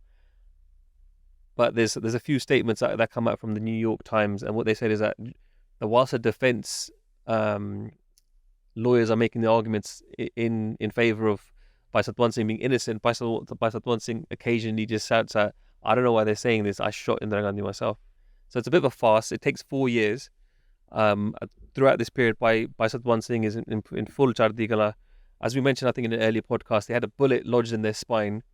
And when they spoke to their father, they said that I'm full Chardi Kala, but this bullet doesn't let me sleep or rest.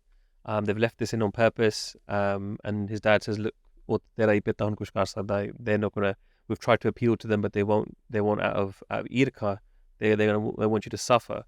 So then Bhai Satwant Singh does Ardaas to Guru Gobind Singh Ji Maharaj, and while he's doing his Dand Bertika, he's training in the prison regularly.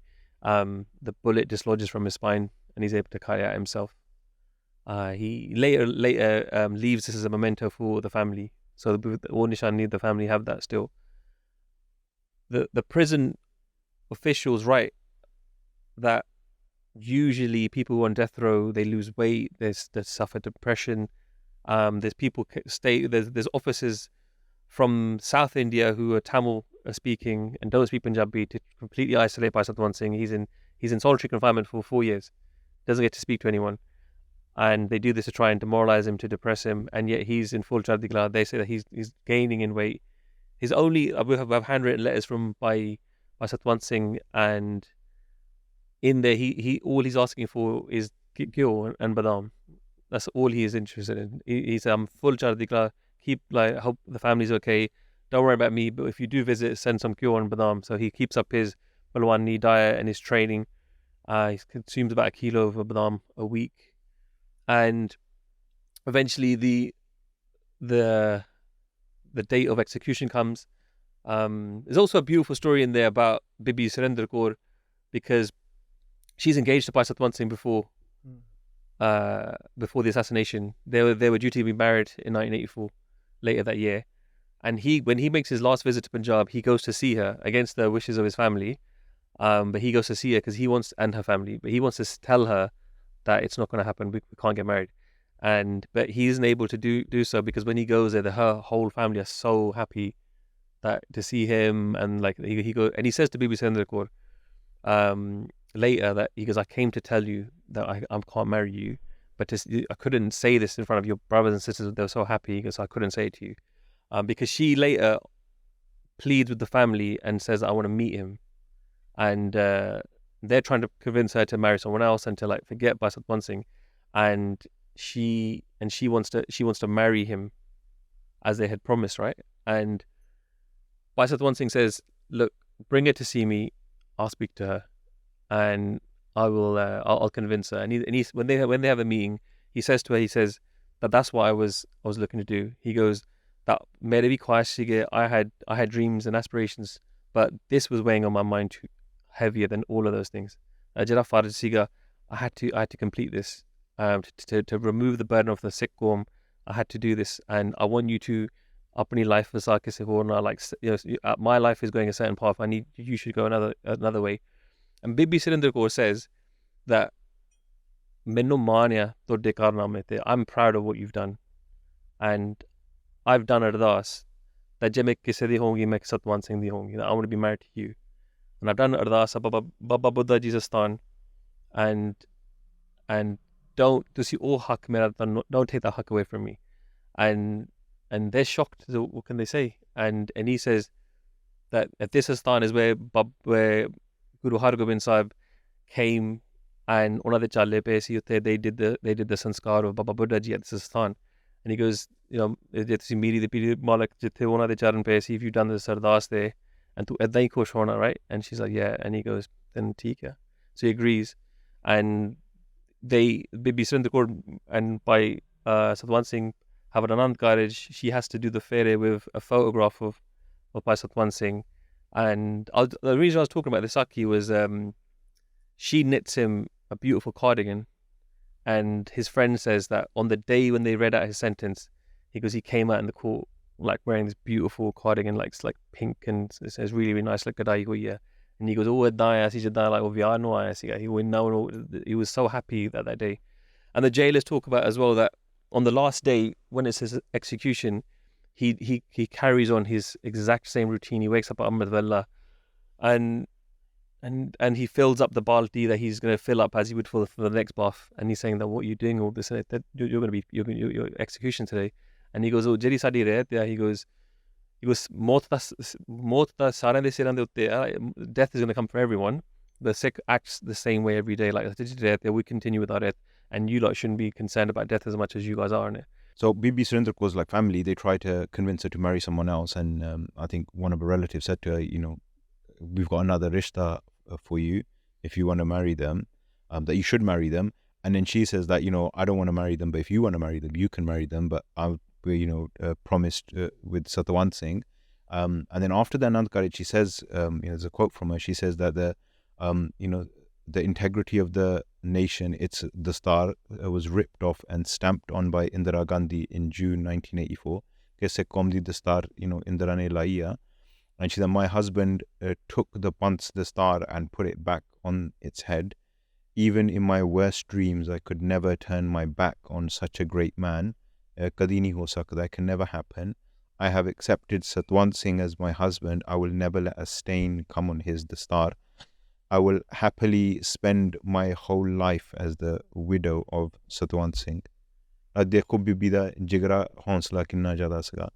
And even the jailer speaks about that when it's time for his execution, they take a team of people there, because usually people are kicking and screaming. They don't want to be taken to be hung.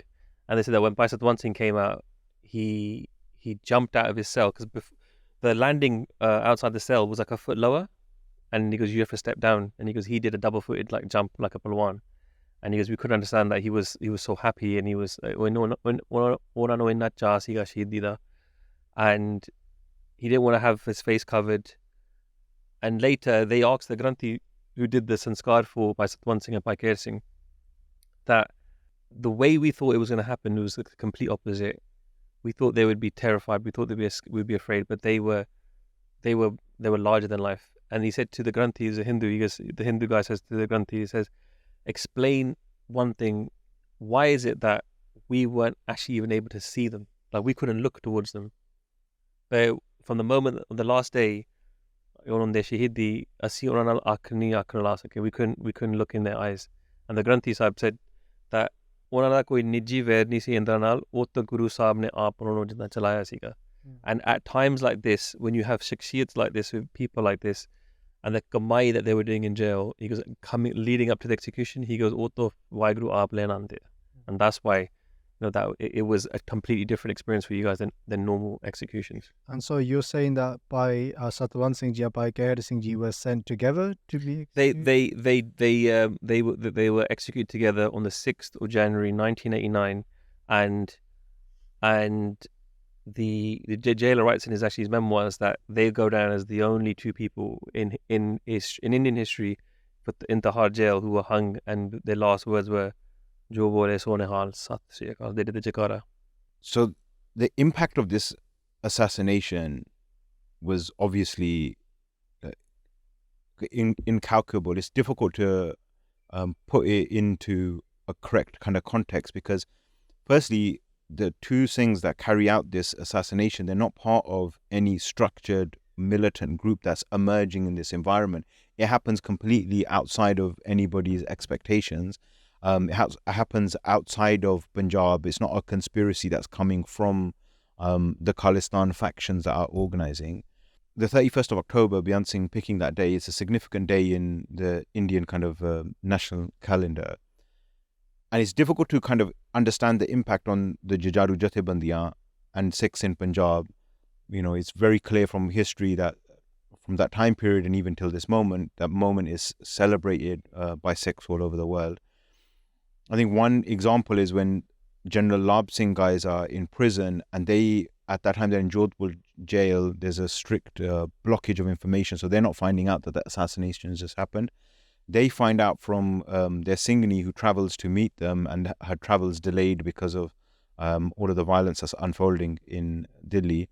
When Singhani finally gets to meet General Labh Singh, she tells him about the assassination, and the Singhs are like jubilant in prison. They're doing jakare, their spirits have been uplifted. So the intention, we can say, that Beant Singh and Satwant Singh made clear of why they're going to assassinate Indira Gandhi, what it means to them, how they view it in terms of restoring the honor of the Sikh Qaum. And by Satwant Singh's wife said, "Jehdi pag lai sigi Sikh Qaum di," they put the star back on the Panth's head. So this idea of restoring the honor, of taking revenge, as Beant Singh says in his words to Indira Gandhi, that "Id Darbar Sahib da badla, Akal Takat da badla." I think that's the only kind of way to put it in context from a Sikh perspective. And that falls in line with the larger Kharku movement, because there's a huge conversation, right, especially today, around justice and human rights and what that justice looks like. And many Sikh commentators would say that the only justice that we have for that time period, for the atrocities committed by the Indian state, has come from Jujaru Singh Singhania, from those Sikhs like Satwant Singh, Beant Singh, that have been inspired by Gurmat, have been inspired by the Ityas of the Khalsa, that the Khalsa is the one that carries out Insaf themselves, as Bhai Kehar Singh, pushes Beant Singh onto this path and awakens the Sikh within them. So I think that's what we can kind of term the impact of that moment, and it's huge beyond just like the militant circle, should we say, or like the Kharku Singhs or the Jathebandiyan. Harinder Singh Mehboob, a celebrated poet, writes a poem about the moment that Beant Singh looks at the Akal Takat and to capture the emotion from a Sikh perspective, and it's called Kavi Di Dua, like the prayer of the poet. And the poem is Jad Akal Takat de Khandar ro Beant ne dekhe, Chug kite asman ne sade ten sadiyan de lekhe, Jor atha Baaj de sine cheer mehraja udde, Sidak Shaheed da samb ke rakhi, Subak same diye rekhe. That when Beant Singh carefully looks at the demolished Akal Takat, the fragments of Akal Takat, the skies bear down and look into Beant Singh, laden with the tales of 3 centuries. And her Mehboob says that those 3 centuries is the time from when Guru Gobind Singh Ji leaves Anandpur Sahib to 1984. And then with the unimmeasurable, unfathomable strength erupts from his chest. And he describes that eruption as the flight of the ego, taking a piercing flight through the sky. And that piercing flight is the flight of the Prophet Muhammad's horse to heaven. And And then the last line, Subak Sidak Shaheed da Sam ke rakhiye, Subak samay diye rakhiye. That may the fine line of time take a care for the disciple and the courage of the Shaheed. This is Harinder Singh Mehboob, a noted Sikh author, philosopher, trying to capture that emotion. So, I mean, yeah, it's kind of difficult to quantify like the impact on Sikh psyche, on Sikh Ityas, but the assassination of the Indian Prime Minister is definitely one of the most significant moments. I mean, like without a doubt, it's the most high profile. I think it's fair to say it's the most high profile action of the entire militant movement that follows now from June 1984. That's essentially the first one. Essentially the first one. I think we heard it in one of the Kavis, like the first strike of the Sikhs was to take out the head of state of the Hindustani government. And if you think about it in respect of what they were trying to achieve, so victory in terms of the Battle of Amritsar for the state was if they were able to crush the Sikh. It wasn't a military. It wasn't to assassinate Sant Singh Ji. That wasn't victory for them. For them, victory was if they could subdue the Sikh, if they could suppress them. That's what Operation Woodrose was about. So in that context, if you think that she's trying to seem powerful, she's trying to seem like the goddess Durga, I believe a goddess of war. So she's trying to present this image and trying to suppress the Sikh Qaum, and the person who does that, she's assassinated within October to June, right? Like that's 4 months. It's phenomenal. It's completely turns the scenario upside down. So if we look at this entire period of history from like Indira's rise to power, her casting her image as the Iron Lady, her militarily dealing with any threat that she sees being posed to her from the other states within India, including as you talked about, like Bengal, Mizoram, like even other international adversaries, China, Pakistan. She takes the same approach with Punjab, that there's dissent. I'm going to crush this dissent militarily. The emergency was the same approach, that any opposition that she sees to her power, she's willing to arrest 100,000 people. So this is someone that's at the pinnacle of their power, that believes that their power is secure. She has, over 400 security personnel within her compound. Rationally and logically, they've dealt with, on their perspective, they've tried to mitigate every single possible threat to her life. They're monitoring, all communications. They're monitoring anybody they suspect.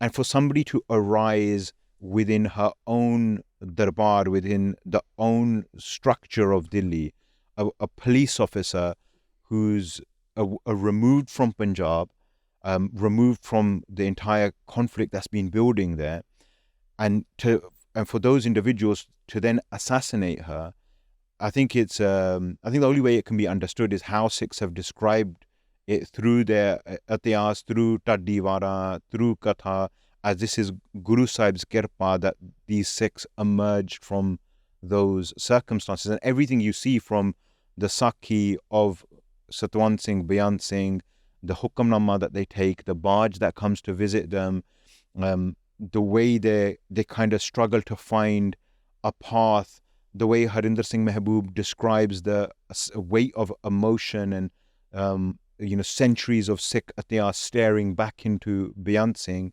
and the emotion that you get as a Sikh when you're trying to understand and navigate a really difficult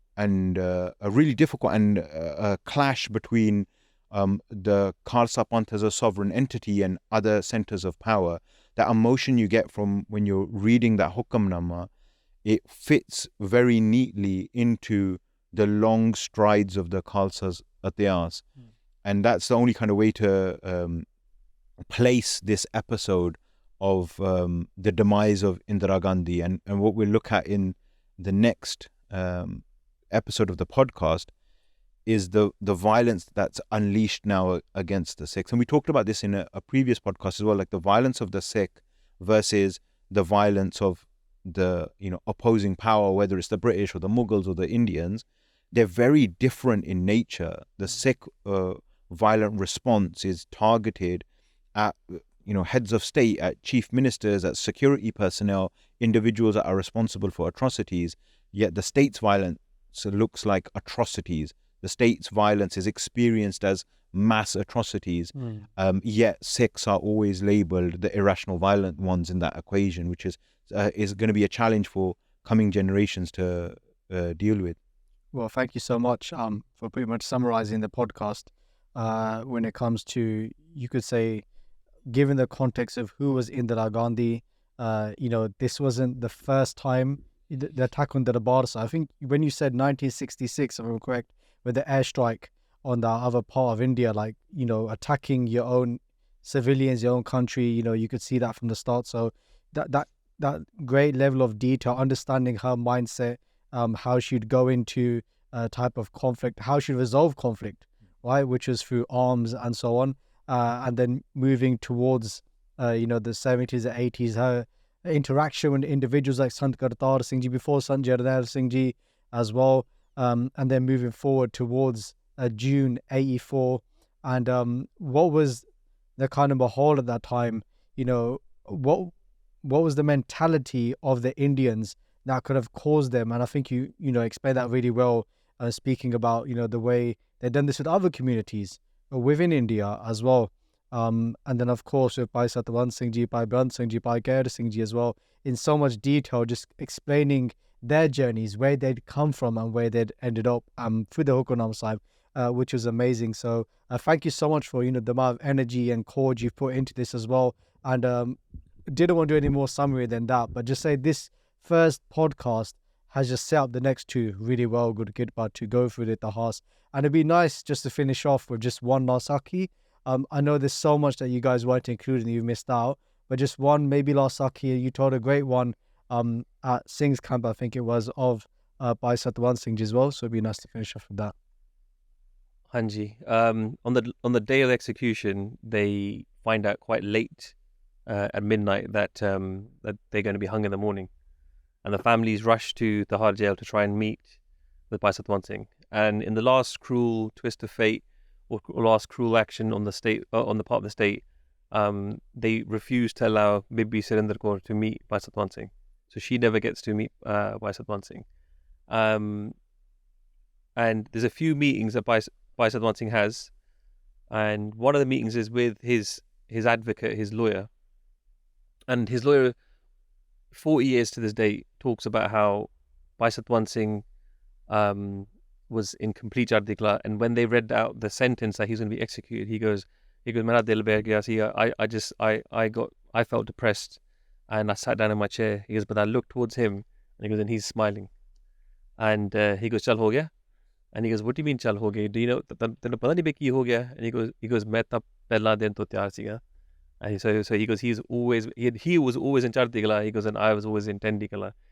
He goes, even when the last time we met, I said to him that, if you want, I'll go wake up the president now. I'll file a petition. And he goes, I don't want an appeal. He refused the appeal, and he couldn't understand how he couldn't understand why Bhai Satwant Singh was in such Jardikla. And Bhai Satwant Singh says to him in explanation, because the RSOD, the advocate, says that I just couldn't get to grips why he's so young. And such a young man is going to be executed. And Bhai Sahib's response was to speak of was from Gurbani, and he said, "Mera mujh mein kich nahi, jo kich hai so tera, tera tujhko sopte, kya lage mera." And he tries to explain this to the advocate who doesn't understand. He says, if you give me 100 rupees and I return the 100 rupees to you, is there any profit or loss? He goes, no. And he was saying, in the same way, Maharaj has blessed me with this human form, and now it's returning to the master. And he goes, I'm blessed that I was able to carry out this seva. And Maharaj, he was my Ardaas is, and he goes, you should do this Ardaas for me as well, that I take birth again in a human form to do seva of the Sikh Panth. And jitte vi koi hamlavar ave against the Sikh Qawm, that I'll be there to try to give Shahidi. And the advocate was shocked as well, because he goes, in the last meetings, Bhai Sahib is just reading Gurbani, and he's not that interested in the meetings. They have to get him away from reading Gurbani. And even in the last meeting with the Fakir, he hears Rera Sahib, and he said, "Chalo, but they'd be like, yeah. He goes, Rehra Sahib, that sama ho gaya. The other meeting is with Mata Pyar Kaur, and she says it was a huge Kaaraj which Satwant Singh undertook. It was difficult for me, but taking revenge for the house of the Guru, he raised our heads, restored the dignity of the Qawm. We are very proud of him. Death can come to you as you're walking by. You can have a car accident and die. Our son took revenge for the house of the Guru. We are immensely proud. And when she goes to see Bhai Satwant Singh, again he's laughing and joking, and he's in full chardi kala, and she whispers to Bhai Satwant Singh, his younger brother. She goes, "Ino pata nahi hai kal nu odi shahadat ya, he's going to be executed." And Bhai Satwant Singh says like he knows, and then he says to his mum, he goes, "Mainu pata, Mata ji mainu pata hai, main chardi kala cha, tusi fikr na karo." And then she says, "Put, you don't understand. This is our last meeting. We're never going to meet again." And Bhai Sahib says, "Eh, saadi nahi last mulaqat honi." And she goes, "What do you mean?" And he goes, "Jodon bhi tu mainu yaad karungi, main utthe hounga." And she breaks down and she cries. And to try to lighten the mood, he said to her, he goes, "I want to pick a fight with you." And then she's like, "Mere naal ki jhagda karna, what have I done to you?" And he goes, "Remember," he goes, always used to argue with me, "Sare ghar da tu kyo kha gaya, sare ghar da tu dudh pi gaya." He goes, "Ja tere khalaye de Sikh qawm de un jada lekhe lag gaya." And Bhai Sahib has the last meeting with his father, and we have a quote that Bapu Lok Singh Ji gave to the Indian press. He says, "As a father, my mind still gets unsettled when I think about it, his shahidi."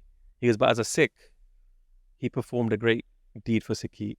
In the future, may no leader be born that perpetrates such sin against any place of dharam, whether it be a Gurugar, a temple, or a mosque, and there wouldn't be the need for such surme to then take badala." And when they meet, Bapu Lok Singh Ji says like, "Puttara parna thoda theek niga," and he goes, he retires his parna, his dastar. And again, his bayan, Bapu Lok Singh's bayan in the Jeet newspaper was that he's reading Gurbani, and he said, "Putta ke gal kala thoda." So he said, "Hanji." So they're speaking, and Bhai Satwant Singh says to Bapu Lok Singh, he goes, "Tano sade jere vedes hi ge yaad hai, you remember the promises?" And he goes, "I don't remember any promises I've made to you." Because Bhai Satwant Singh was trying to prepare the family for what was going to happen months in advance. And Bhai Satwant Singh says that the promise was that when you leave here, tusi chikare chhad ke jana. And Bapu Lok Singh says that you're my son, and this is the last time I was seeing each other. Kal no teri shahidi hai. He goes, "Main tak kanda far ke main torna. I'm going to leave this place holding the walls to keep me up. How are you asking me to do jakare?" And Bhai Satwant Singh says, he says that like, I will be doing jakare when I'm hung. I don't know if they'll hear me outside of these walls. He goes, but the world will only know that Satwant Singh is sitting here doing jakare if you guys are doing jakare outside. And he says, and Bapu Lok Singh says, "Look, I'm not going to be capable of this." And Bhai Satwant Singh reminds him about Gur Itihas. He says that remember when the Guru Gobind Singh Ji Maharaj sent his Sahibzade into Jang, take strength from them and do Ardaas to Maharaj, and Maharaj will give you Shakti, right? He goes, "Unhone jagare chhadde sige." He goes, "Tusi bhi jagare chhadne hai."